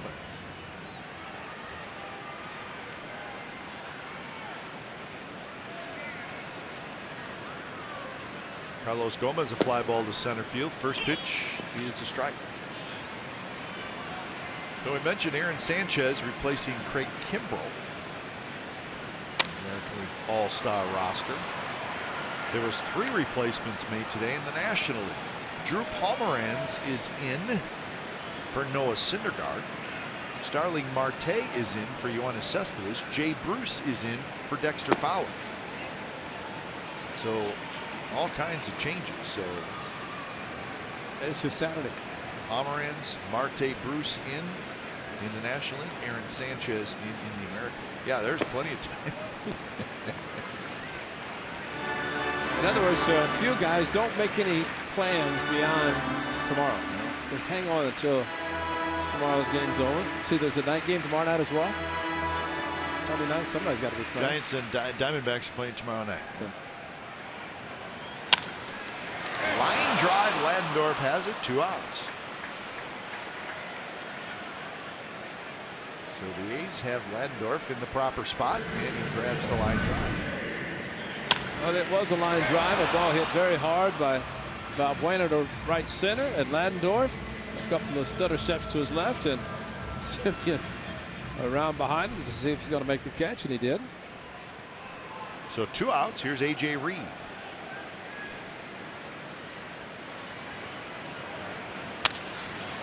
And that's going to be the first hit for the Astros as Reed hits it hard, beats the shift.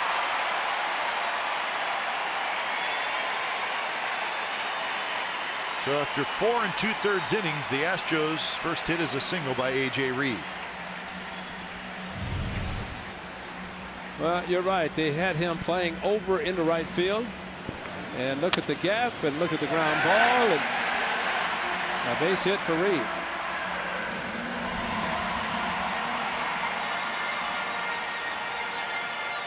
So Kendall Graveman out of the stretch. But you know, the one thing he did get with Reed was the ground ball. Something that he's been wanting to get a little bit more in several fly ball outs. In fact, the last 4 in the air.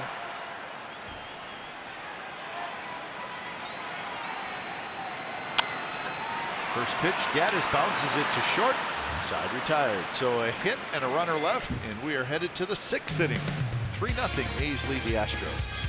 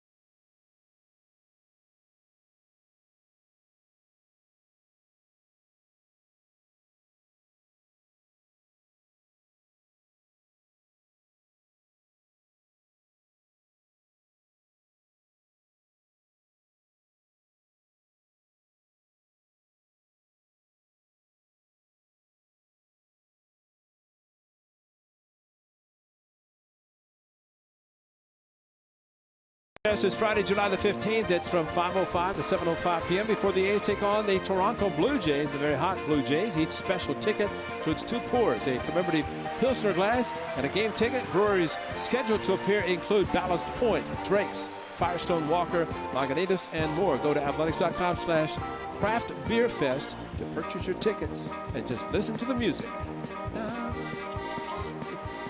Oh, there's our man. Is that Sam Bowie? Or David Bowie? That's the man. Kipe, he's got to have some wax on that. Yeah. I don't think that stands that straight out. That's his normal position. We saw him in the seats last night. He's usually standing out there over the rail. Yeah, he's much happier where he is today. Yeah. And there he is. Right above C&D scrap metal.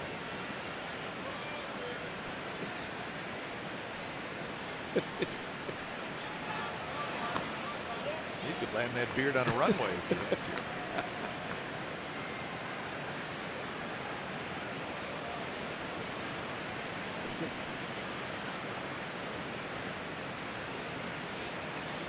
That's a beauty.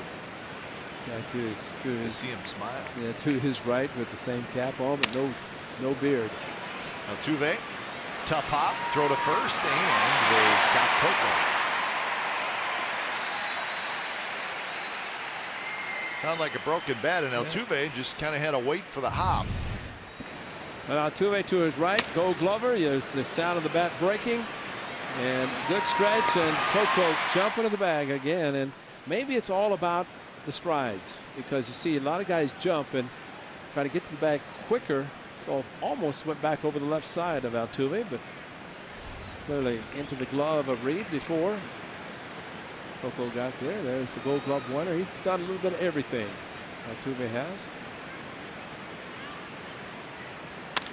Lowry hits that one to Altuve, goes down to one knee, and 2 away. So Scott Feldman trying to get his team quickly back into the dugout. Feldman is retired. All 4 hitters that he has faced.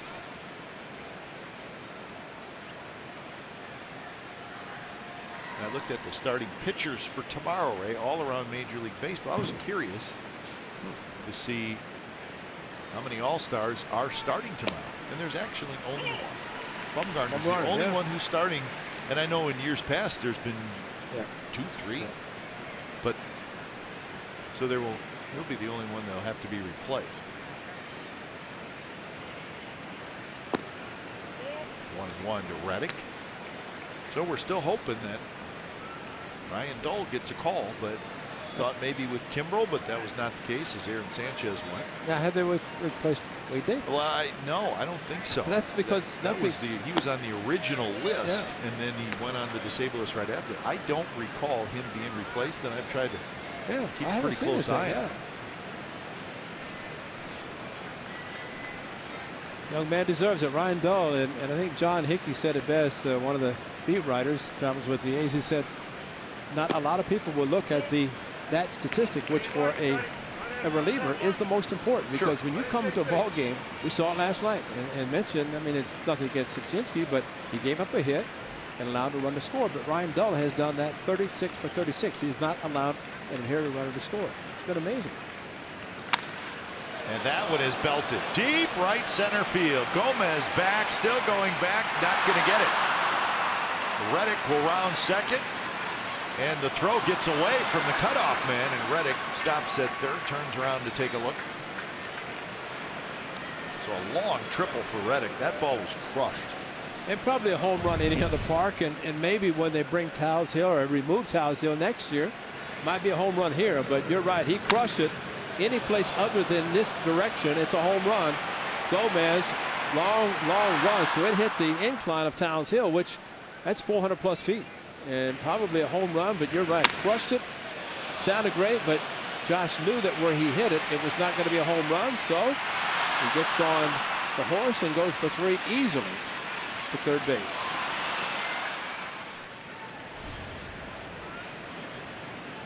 Well, for Reddick, that's his first triple of the year. He had to match Stephen Vogt. Yep.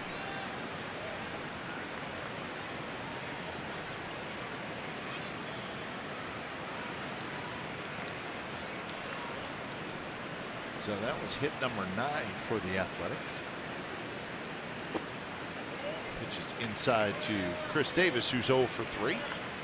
Ground out, fly out, and a strikeout for Davis.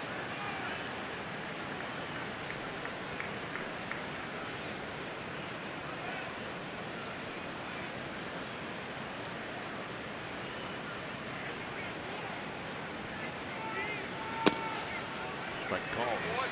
Feldman's done a good job hitting that outside corner to right-handed hitters.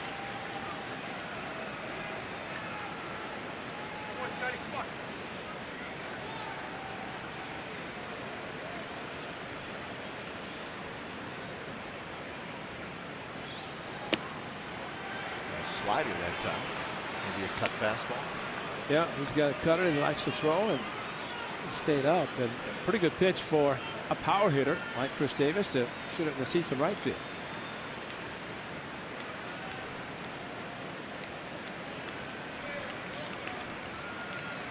Castro going outside again. On the ground, Correa charges, scoops it up, throws on the run. Side retired. So Reddick is stranded after the 2-out triple.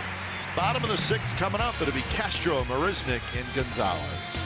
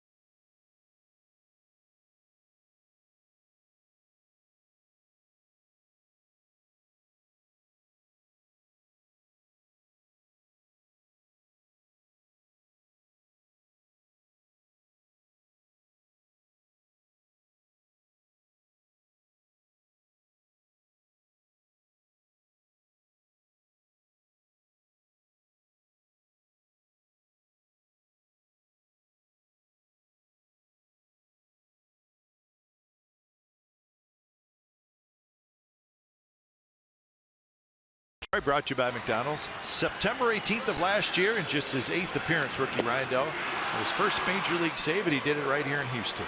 Couple of innings, couple of strikeouts, and 25 pitches. And Ryndell, longer hair way back then. That's right. When he was just a young man in the early part of his career. That was Aaron Brooks, you see? Remember him? I do, faintly. Carson player Aaron Brooks. There's a whole bunch of guys. There you go. And Coughlin, who was traded, he's got for it. Okay, Bob Melvin's still here and looking for Kendall Graveman with a 3-0 lead to keep it going. Castro goes after the first pitch, pops a foul. Start for Graveman so far, just the 1 hit. That was Reed's 2-out single last inning. No walks and 1 strikeout. So that is the only base runner was Reed's hit. 6 ground ball outs and 8 fly ball outs. And for Graveman, it's usually the other way around, but he's, you know, and when you're trying to do something special, we don't know if it's going to happen, but ground balls a lot of times will stick through an infield. Fly balls, you get pretty good coverage in the outfield, good speed all the way around, be able to track them down. Backhanded, Lowry knocks it down, picks it up. He's got plenty of time to throw out Castro. So that is out number 1 here in the bottom of the 6th inning.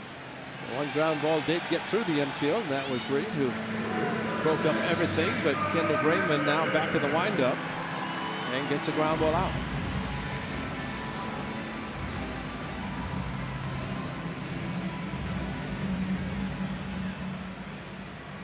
Mariners and the Royals are tied 3-3. That game in the bottom of the 6th in Kansas City. Miley and Volquez, the matchup there. Rangers won last night 3-2.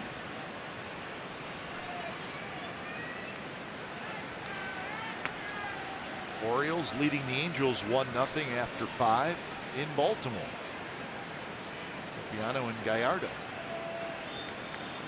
Rangers have won 4 in a row. Orioles have lost 6 of 8. Orioles are just hanging on in the AL East. And Marisnick watching all the way. Strike 3 called. April 14 last year for Kendall Graveman. He went and did a good job for 14, 5 1/3, 4 hits. Did not give up a run. Had 10 ground ball outs in the game, so that started his career, the win. That was his second start for the A's. Lost to Texas. Got a good ground ball out and actually pitched late in the season with an oblique strain. Had to shut it down. It was after start on August the 23rd. In control today, which is great to see. Facing the top of the order, Marwin Gonzalez.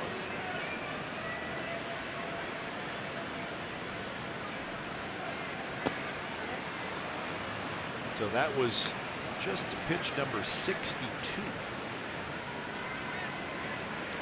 And that, on top of everything else, is the great thing for a pitcher who's trying to pitch deep in the game. It's already the 6th inning for Kendall Graveman with that low of a pitch count. And that was ripped into the right field corner, fair. Reddick gets it in quickly, and his throw a little wide, but Gonzalez has a 2-out double.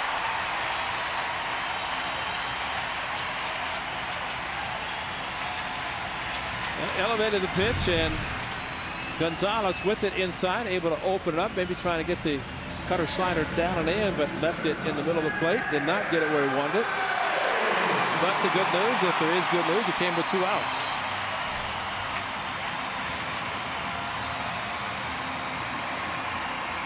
'15th double of the year for Marwin Gonzalez.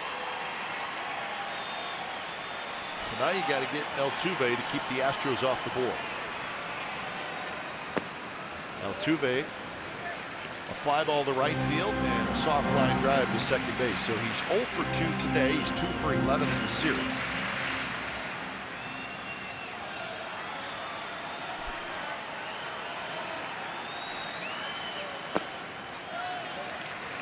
Altuve takes 2 pitches in a row without swinging, and that doesn't happen very often. They have to be seriously out of the strike zone for that to happen.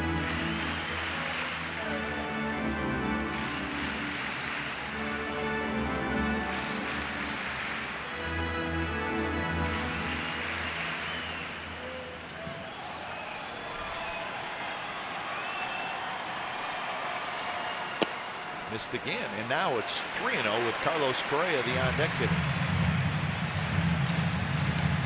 So he's not looking at Gary Pettis, so we'll see what he decides to do on the 3-0. Correa waiting.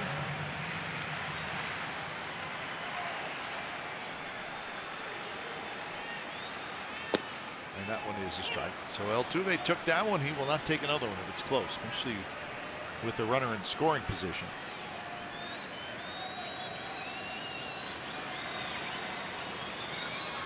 Defense pretty straight up for Jose Altuve. Up the middle, Simeon has it. Quick throw to first in time, side retired. Gonzalez stranded after the double. 7th inning coming up from Houston. 3-0 A's lead.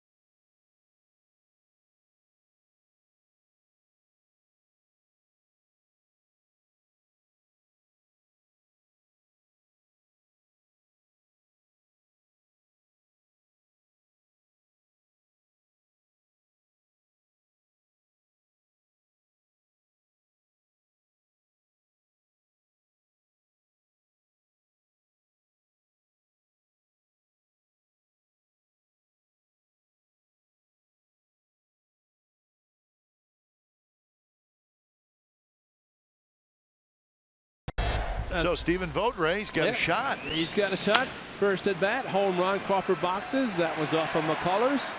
Second bat, how about this base hit through a shift to the right side? That would bring in Reddick for the second run for the A's. And then the big one. This is off of Tony Sipp. Looked like he was going for 3, ball over Gomez's head. He's thinking about it. Can't go back-to-back games with triples, but so he needs the triple. Last night he had an RBI triple and a single.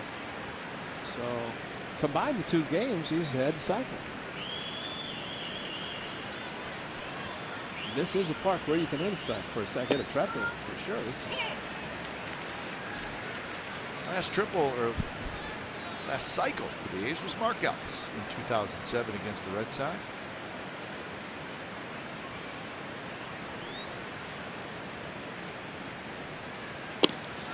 And a quick 0-2. A couple of good pitches from Feldman, who's done a nice job since coming in, an inning and 2/3. And doing what you're supposed to do as the long guy. Yeah, and still thinking, and again, A.J. Hinch is a manager. He knows what he's doing. But Feldman has pitched so well in this role. And he brought in his lefty to face 3 batters, and then he brought Feldman in. I think Feldman, as a starting pitcher himself, can handle lefties and righties. Yep. And while he's had less than success against the A's in his career, mostly with the Rangers, but bottom line, he can eat some innings and try to keep it where it is right now, which is 3-0 A's leading.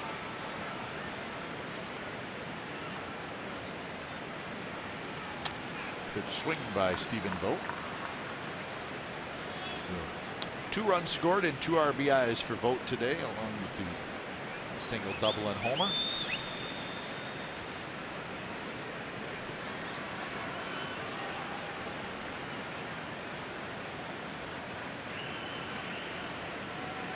Here's your shift.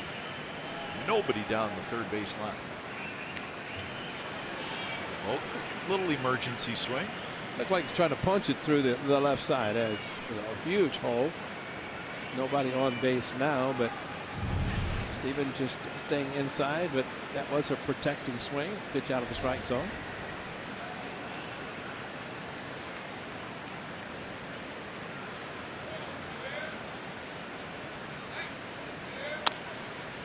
That is a fair ball, scooped up by A.J. Reed, and he beats Vogt to the bag. Wow.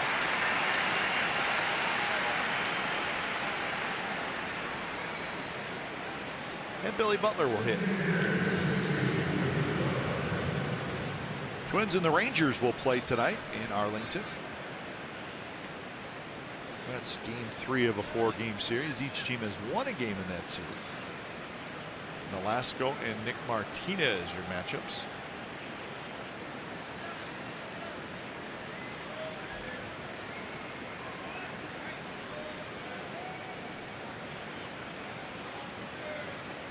Butler takes just a touch high. Indians leading the Yankees 5-3. 6th inning in Cleveland.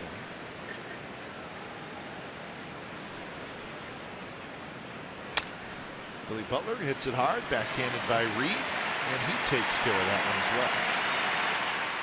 Toronto Athletics Baseball live with the MLB.com at-bat app. Stay up to the moment, any moment, with game day live game video highlights, StatCast, news, and more. Download MLB.com at-bat, the #1 app for live baseball on your phone and your tablet. That's everything you need to hit right there. You got a weighted bat, another weighted bat, you got pine tar, a couple of rosin bags, and a whole lot of dirt. That's it. Is it weird that one of my favorite smells is pine tar? Oh, isn't it? You know what? So it's not weird? No. I think it's great. I love that smell.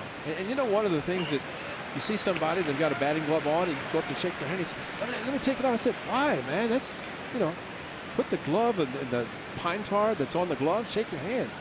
That way, if you got a bare hand, you got it on your hand the whole time.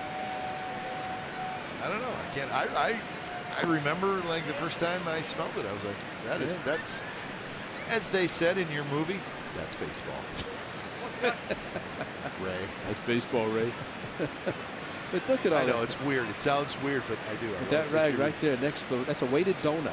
It doesn't look like a donut. So if you opened up that, that looks like a leather book cover. Oh, full of pine tar. So you open it up and you take that bottle of pine tar and just put it in there and rub the two sides together. And then you put your bat on there. Or some guys, Ozzie Guillen used to put his helmet into that. Well, look at Alonso. He's got pine tar all over his helmet. That's from the batting glove that he adjusts his helmet. And don't ever give him a new one or clean it. No, you want that to last all year. Big pitch. So Feldman doing his best to keep his team in the game as he goes 3 up, 3 down inning. 7th inning stretch from Houston. 3-0 A's.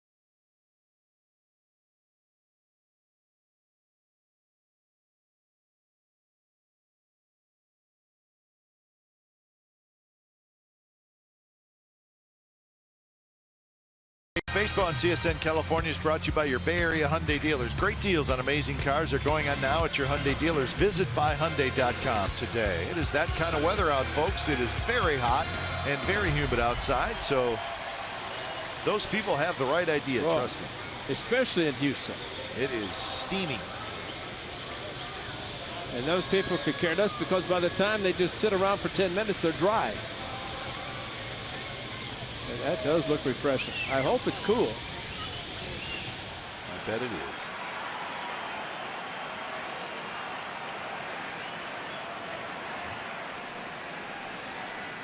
First pitch to Carlos Correa on the outside corner, and that's a strike from Kendall Graveman. 69 pitches. There's your outs distribution breakdown. All good today so far for Graveman.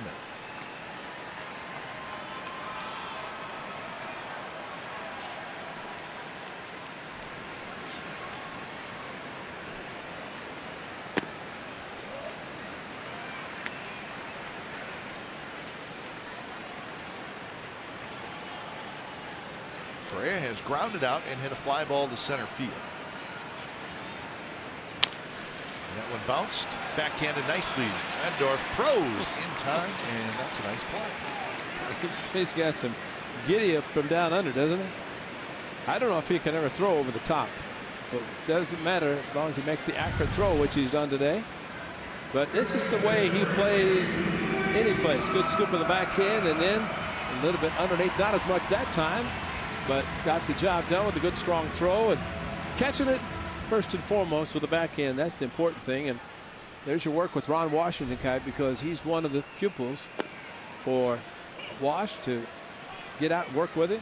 As Marcus Semien we know, Billy Butler, Andy Valencia, got a lot of the infielders, Jed Lowry, that spending a lot of time with the master, Ron Washington, and showing in their defensive play.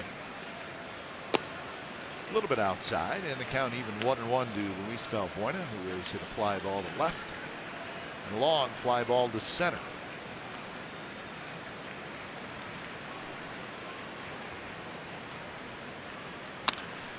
And that one is ripped foul inside, and it was well off the plate. Valbuena likes it in there.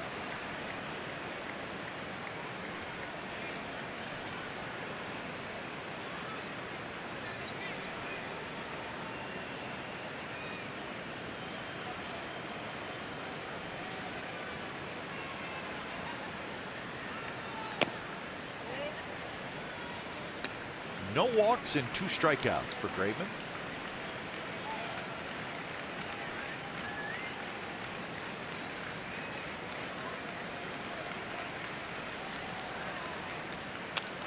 Foul to the screen. Seems to me like Graveman today relying on his sinking fastball. He's got to. That's he's throwing it a lot, man. Yeah.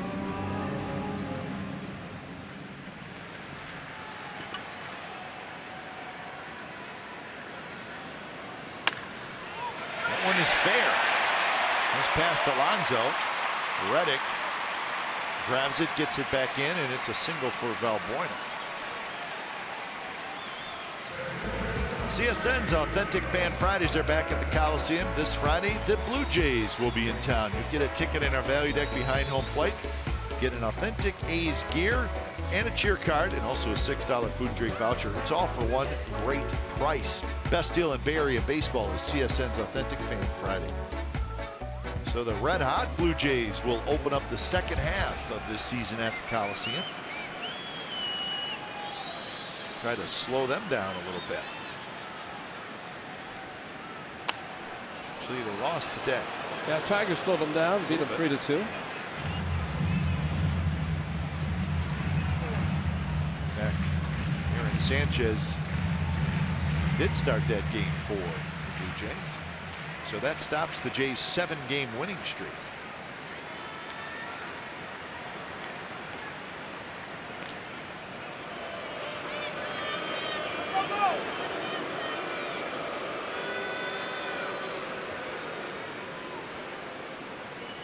Carlos Gomez is 0 for 2.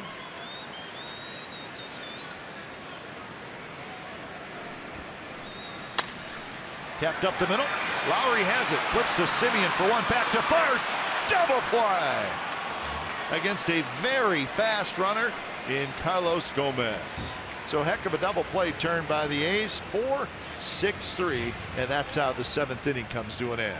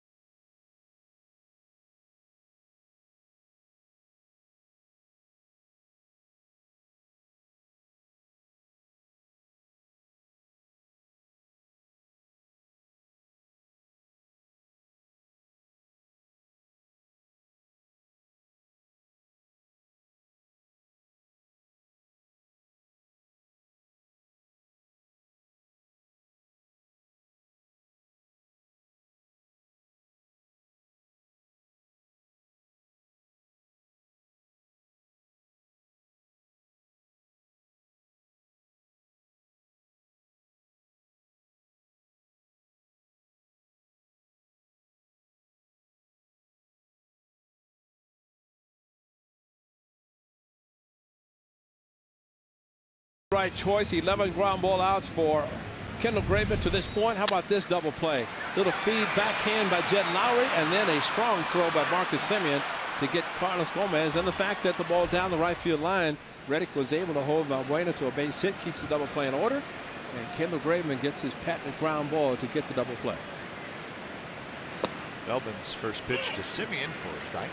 You know, the amazing thing, Cap, is the arm strength of Simeon. Great play by Lowry, but watch Simeon. That's flat-footed and still gets enough on the throw.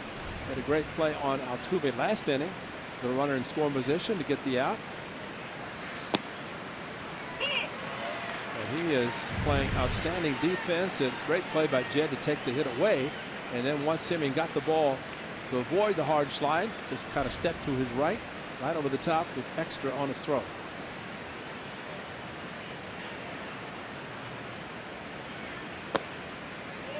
Semien, he's had a good ball game. A single, a bases loaded walk, and he reached on a fielder's choice. So he's been on base all 3 times, and he has an RBI.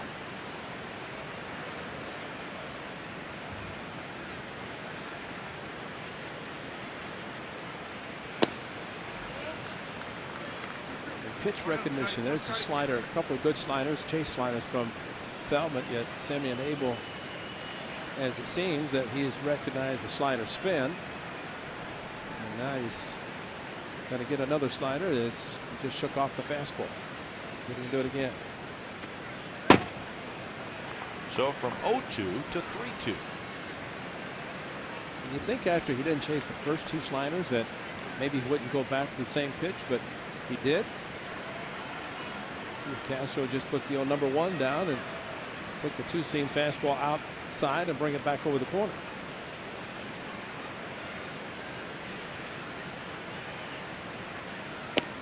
Man, he went upstairs with a fastball, and Semien strikes out. These hitters have struck out 8 times today.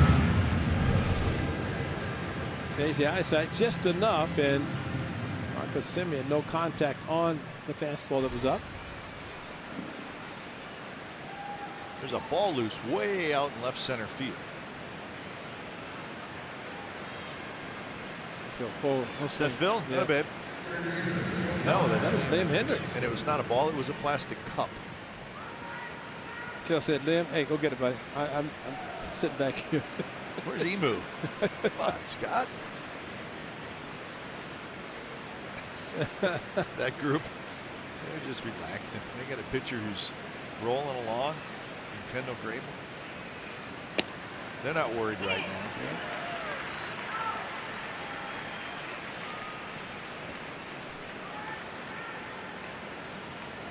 So you think they're worried about anything? They probably have some TV program on in the bullpen and not the baseball game. No, Emo wouldn't like that. I don't think he'd let him do it. But in this bullpen, you're so far away and hidden, you can do a lot of things.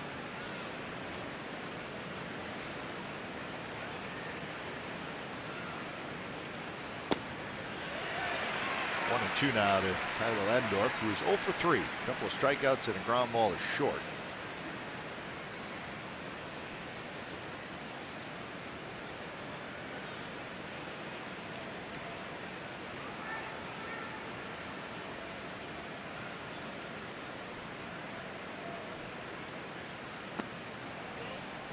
Feldman now 3 innings of work, and he's given up just the Reddick triple.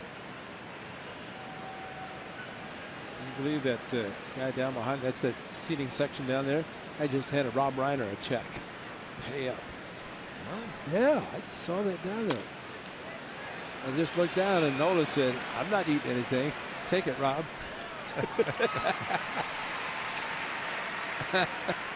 We're in the wrong spot.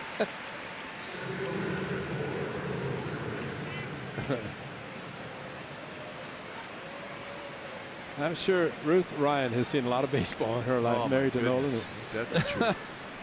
But she is there. She sat down. I mean, Nolan, and remember in Arlington, Texas, you'd see him down by the dugout. It'd be 120 degrees. She was always there. She was there.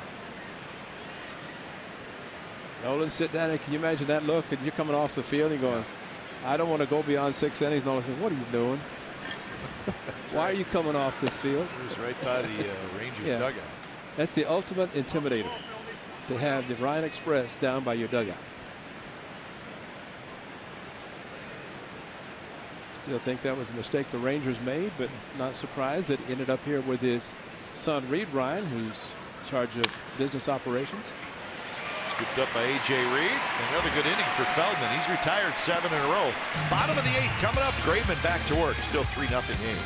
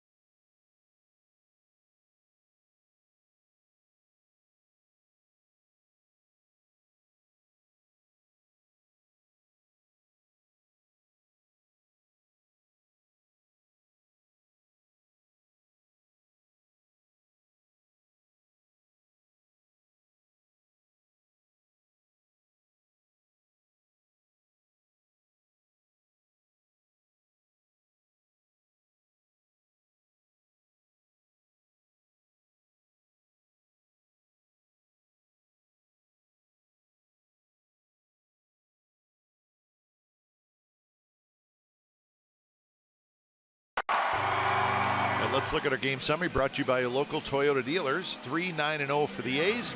3-0 for the Astros. Kendall Graveman is the story. 7 shutout innings. He's got 80 pitches through 7 innings. A big day for Vogt. 3 hits, a home run. Josh Reddick with a couple hits. McCullers did not have it today. Threw a lot of pitches. 92 pitches in 4 innings. So Kendall Graveman kicks and deals, and the first pitch is belted towards center, but room for Coco Crisp. So A.J. Reed is retired. 1 out here in the bottom of the 8th inning. 28 consecutive starts of 7 innings or fewer. 5th longest streak in Oakland history. Well,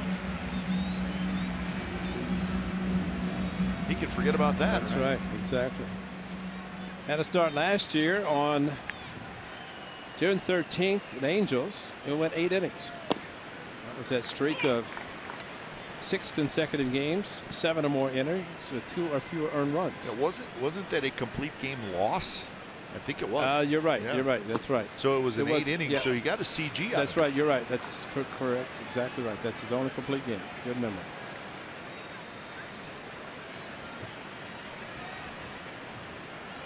So we'll see. He's got a shot today. He's dealing. He lost 1-0 on Albert Pujols' home run. That was it.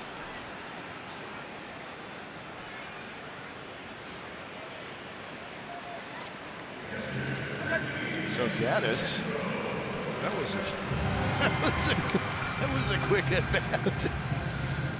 I think Gaddis struck out on 2 pitches.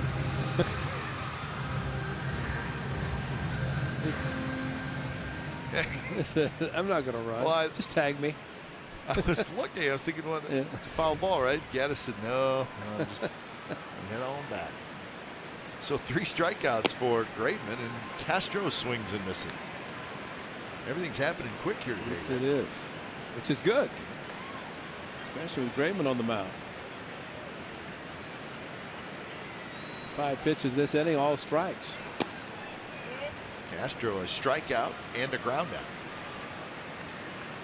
21 to 26 first pitch strike. That's pretty darn good.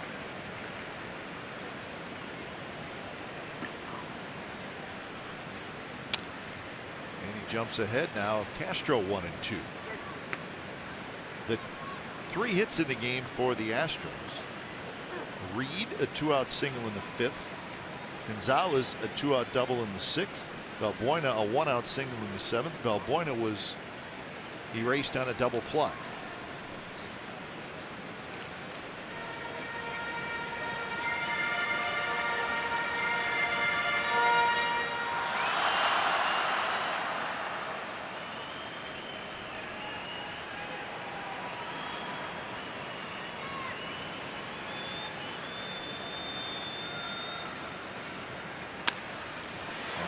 Is sliced foul into the seats down the left field line. Got to be very careful down there. Oh my gosh. See that lady? She said, I don't care about the baseball. Have my beverage. You catch the ball. The last thing she wanted was that baseball. But he reached behind him and he just picked it up. There it was.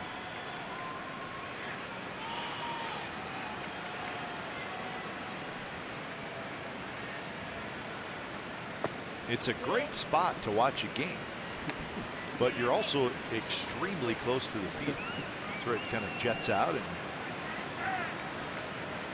so you have to be ready. It's a little bit like Fenway Park, although I think Fenway may be even closer. A lot closer, I think. Davis waiting. And that will do it for the Astros. Another 3-up, 3-down inning for Kendall Graveman. 9th inning coming up. 3-0 Athletics.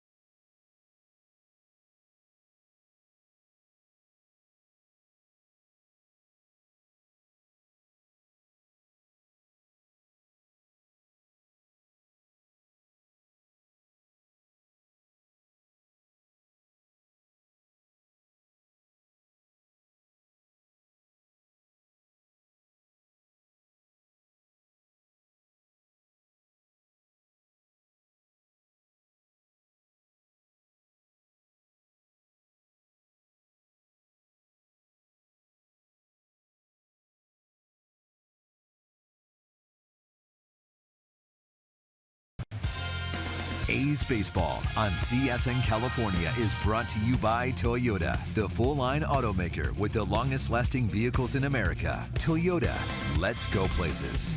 And by Xfinity. X1 from Xfinity will change the way you experience TV.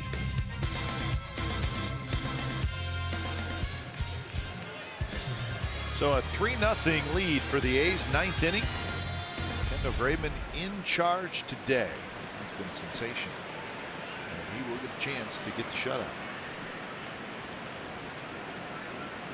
Lowry, Reddick, and Davis here in the 9th.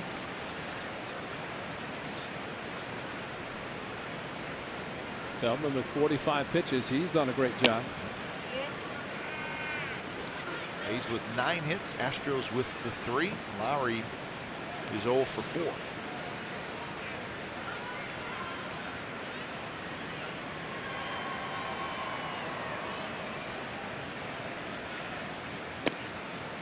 Two and 0.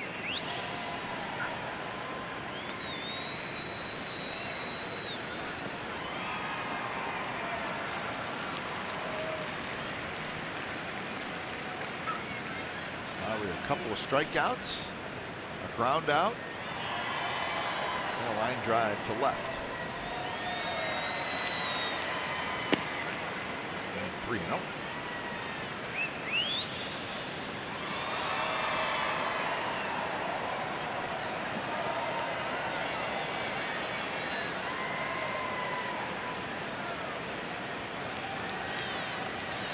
No walks and 2 strikeouts for Feldman. That time he gets the call on a pitch borderline on the outer half, but it's called a strike. So 3-1. Stephen Vogt, the hitting hero today, with a single, a double, and a homer. Reddick's got a single and a triple. And that one got a pretty good piece of the catcher, Jason Castro. He's been an all-star. Yeah. And this is one that took off his mask, off a deflection off his mitt. Come on.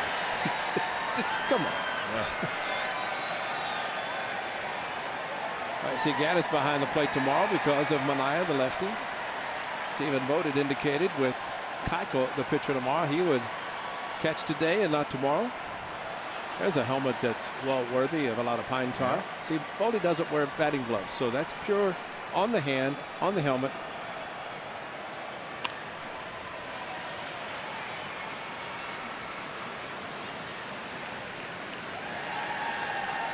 It's funny, if you shake Stephen Vogt's hand after batting practice, you'll be stuck to him for like 5 seconds. But it smelled good. That's right. That's exactly right. Never won't have to wash your hands. You just want to pick up anything you can. A lot of pine tar. And a breaking ball, and Lowry has his first hit. It's rare that Jed goes a game without at least one hit. You know, you'd like to think, and now they're going to check the physical part as a trainer going out with A.J. Hinch. Let Kerwin Danley know.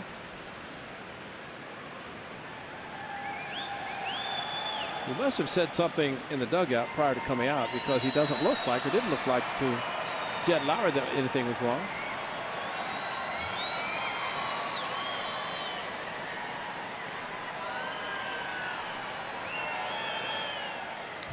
That was another curveball, and Jed really is a slower curveball.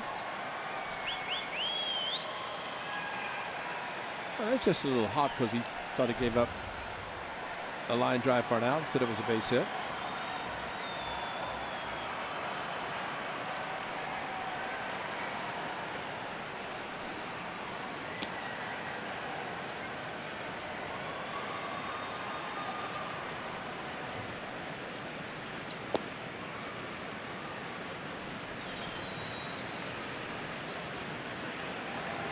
So they're going to go to the bullpen. Do not know exactly what's wrong with Feldman.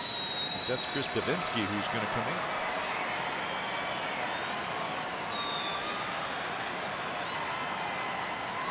So when it's time for change, think Speedy Oil Change and Auto Service, your oil change, tune-up, and small experts.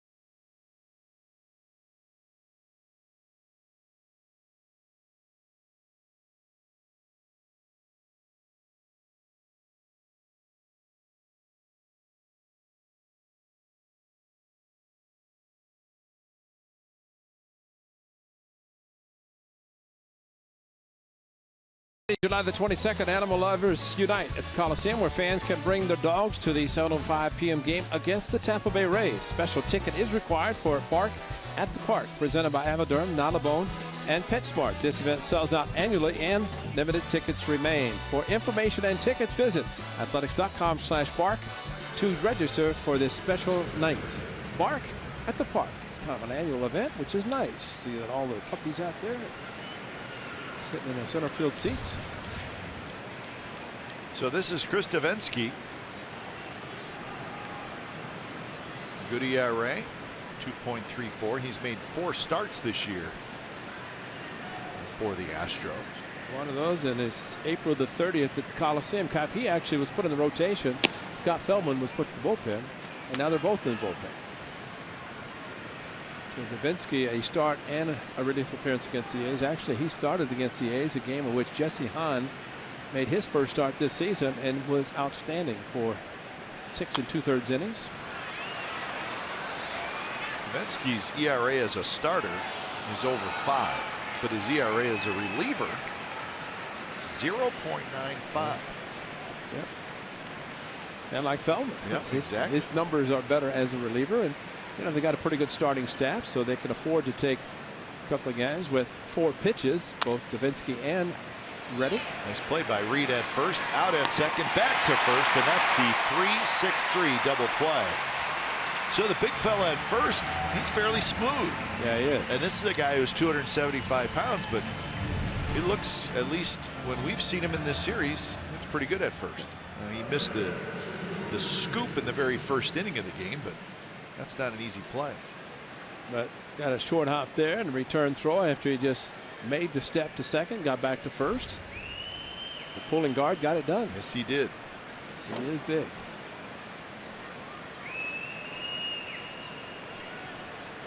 So 2 outs, and here's Davis. Outside corner strike. Just have to wonder if that first hit Coco got, although the A's didn't score in the first inning, but McCullers was upset that Correa made the play. His first baseman couldn't handle the scoop. And, you know, he showed a little displeasure on the field, maybe thinking more was going to happen in that inning. It did not, but then in the second and third, he lost the strike zone and had to leave after just 4 innings.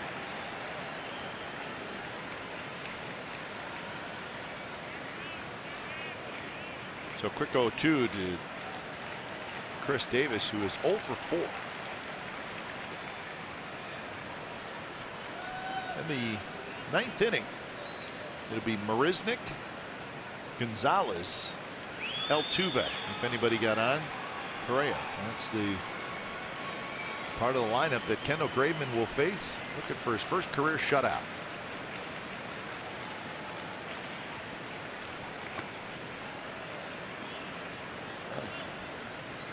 Looking to go 9 innings, which he's never done, which the shutout would be correct. The last year, the 8 innings that you mentioned with the complete game. I'd like to get the legitimate, the real one. Complete game shutout and have it all in one package. Pitch count is great for Kendall Graveman. And Davis chases the breaking ball, side retired. So a double play turned by the Astros, and Graveman out for the shutout. A's leading 3-0.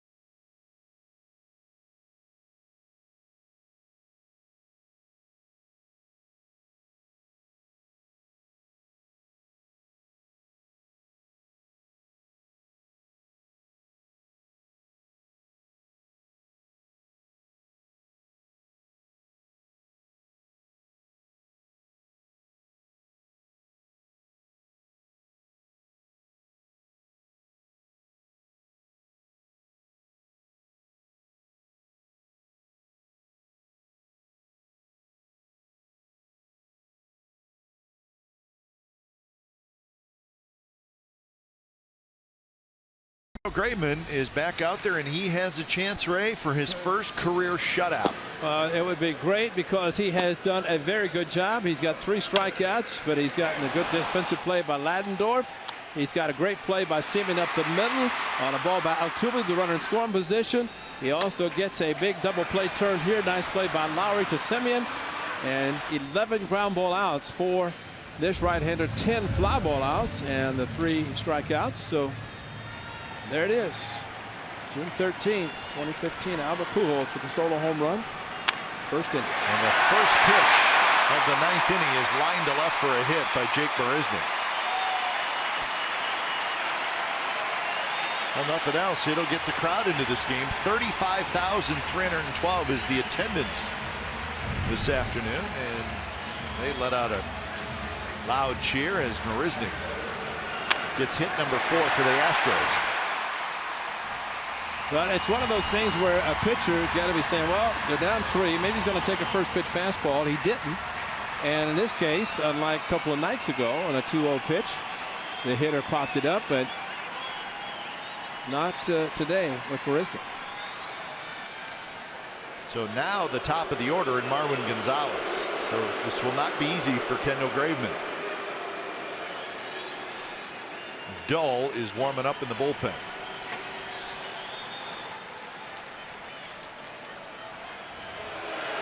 Close play.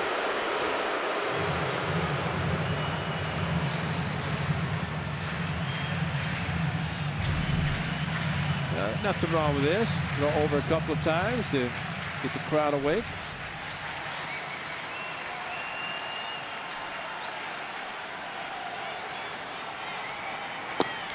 Swing and a miss by Marwin Gonzalez.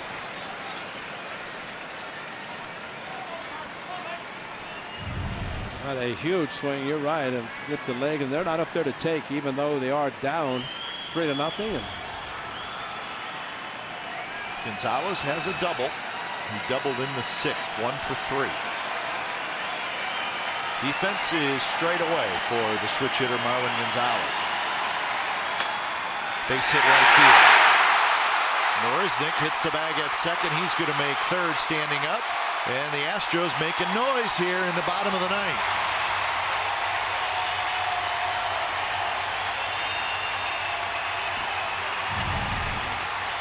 Well, a hard hit ground ball, but past the first baseman Alonso.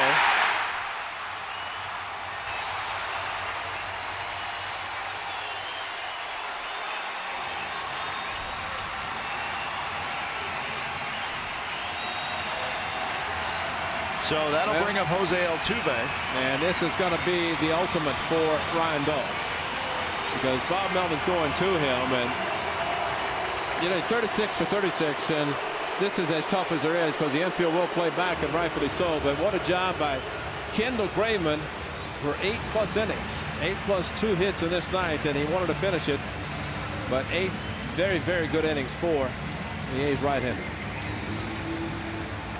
So when it's time for change, think Speedy Oil Change and Auto Service, your oil change, tune-up, and smog experts.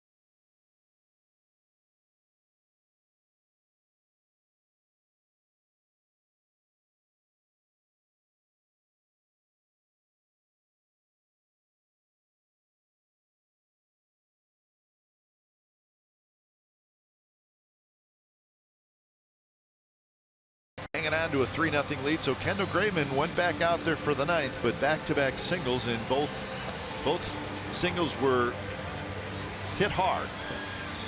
So Bob Melvin gave the young man a chance to get his first shutout. Now he's going to have to hold his breath as Ryan Dull comes in with runners at first and third and nobody out. So Dull does not have a save this year, but he has been terrific. And of course the infield will play back. They need outs now. They need 3 more outs. They will concede the run at third if they can get a ground ball to get 2. Dull is facing a very aggressive hitter in Jose Altuve, and there's the number. Those are the numbers, 36 for 36.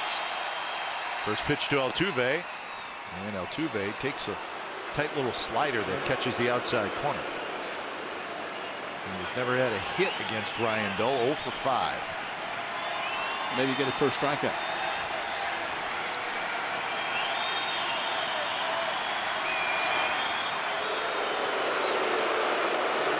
So this crowd has come to life.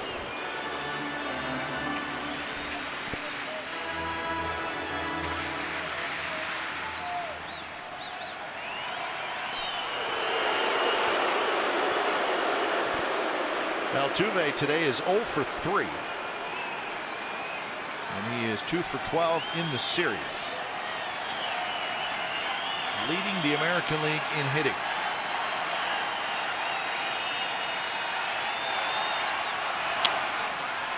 Landorf scoops it out at second, on to first, not in time.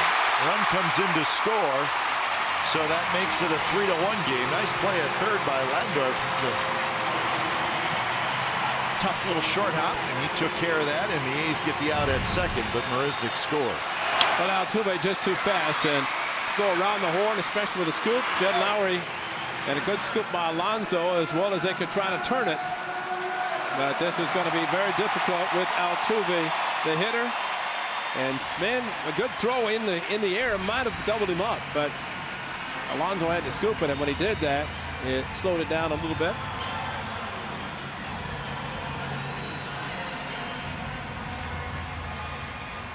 So now with 1 out and a run in, here comes Carlos Correa.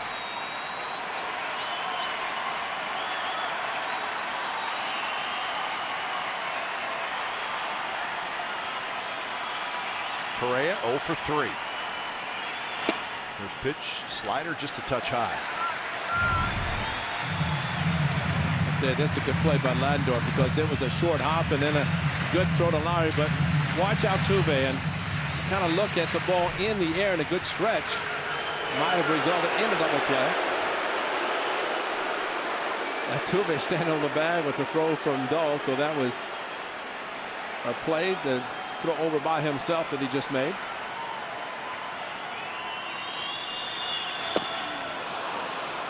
So 1-1 now to Correa. He's grounded out twice and hit a fly ball to center field. His back-to-back sliders, and Johnny Giavotella with the Angels Saturday at the Coliseum in relief of Triggs, who the reliever went 3+. Throw the slider outside. That way you have less chance of hanging the ball. So now Dull ahead in the count, 1-2. So another tight ball game. Certainly entertaining, but a little stressful. Yes. For them.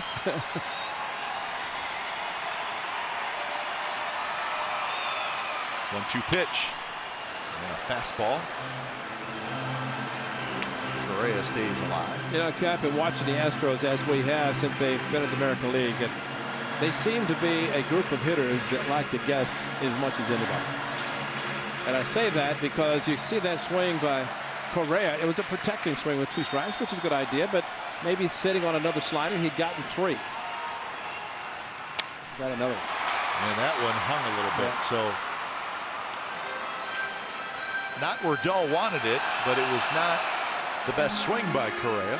That was a little bit of a defensive swing. Yeah, and really kind of fortunate that it was with 2 strikes, where he is kind of a protect mode. because he can be aggressive, but smart enough to maybe be a little bit more patient in this count. Altuve in a short lead. Bolt blocks it. Luis Valbuena is the on-deck hitter.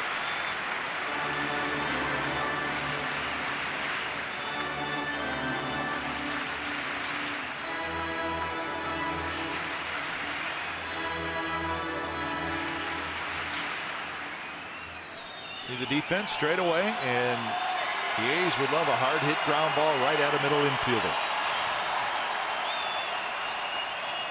2-2 pitch. Up and in a little bit. Good pitch by Dull. And maybe that'll open up down and away a little bit. As long as he gets on top and throws it hard instead of kind of throwing a looping slider underneath.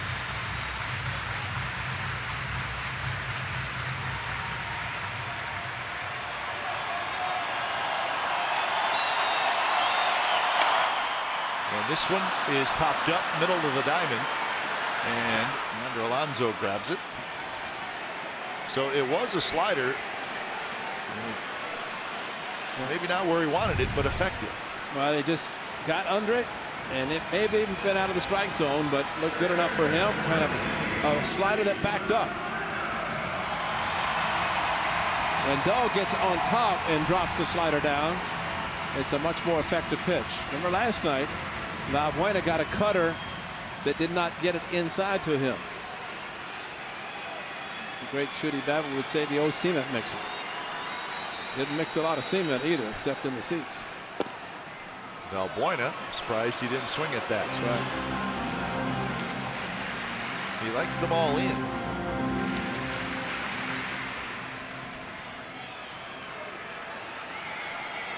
Valbuena is 1 for 3. Runner goes, and Altuve will grab second base. Pitch was close, but called the ball.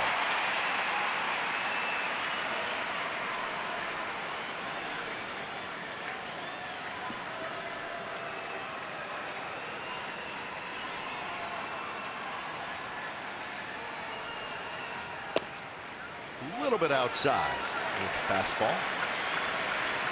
Carlos Gomez is on deck.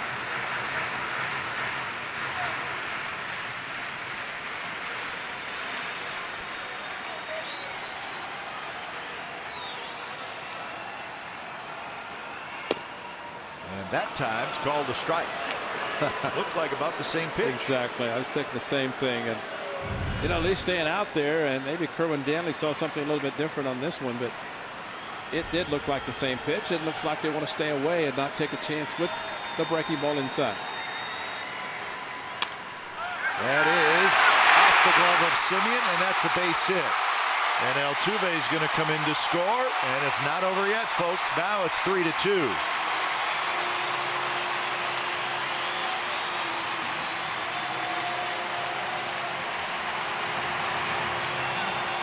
George Springer to run for Valbuena, and that one probably out of the strike zone, off the plate, but they figured Valbuena swung as if he said, you're going to stay out there, I'm going to go that direction. Simeon doing his best to knock it down. That would have prevented a run from scoring, but once he got past him, Altuve could score. So speed at first in Springer, and Kendall Graveman waiting.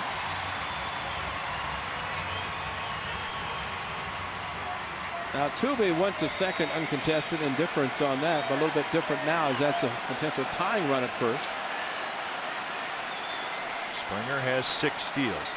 First pitch, and Carlos Gomez fouls it at the plate. This is a guy that you don't necessarily have to throw a strike. Nope. I mean, just that was a slider that took a little bit off the slider, a lot actually.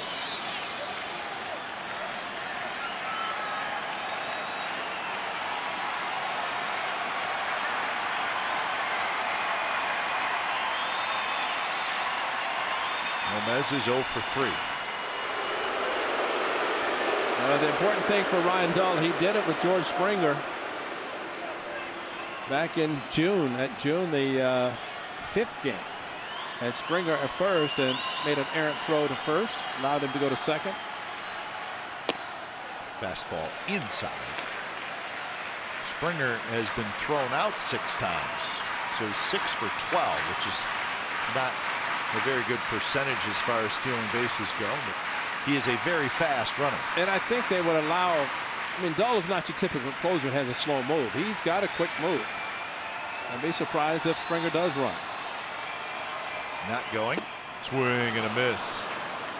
That was a good slider, and it was just enough off the plate. It teased Gomez, and he went after it. Well, he can throw it again the same way. If you look at it, he's opening up. He's thinking pitch inner half the plate to pull. And Valbuena was smart hitter, and he got the fastball away and went with it.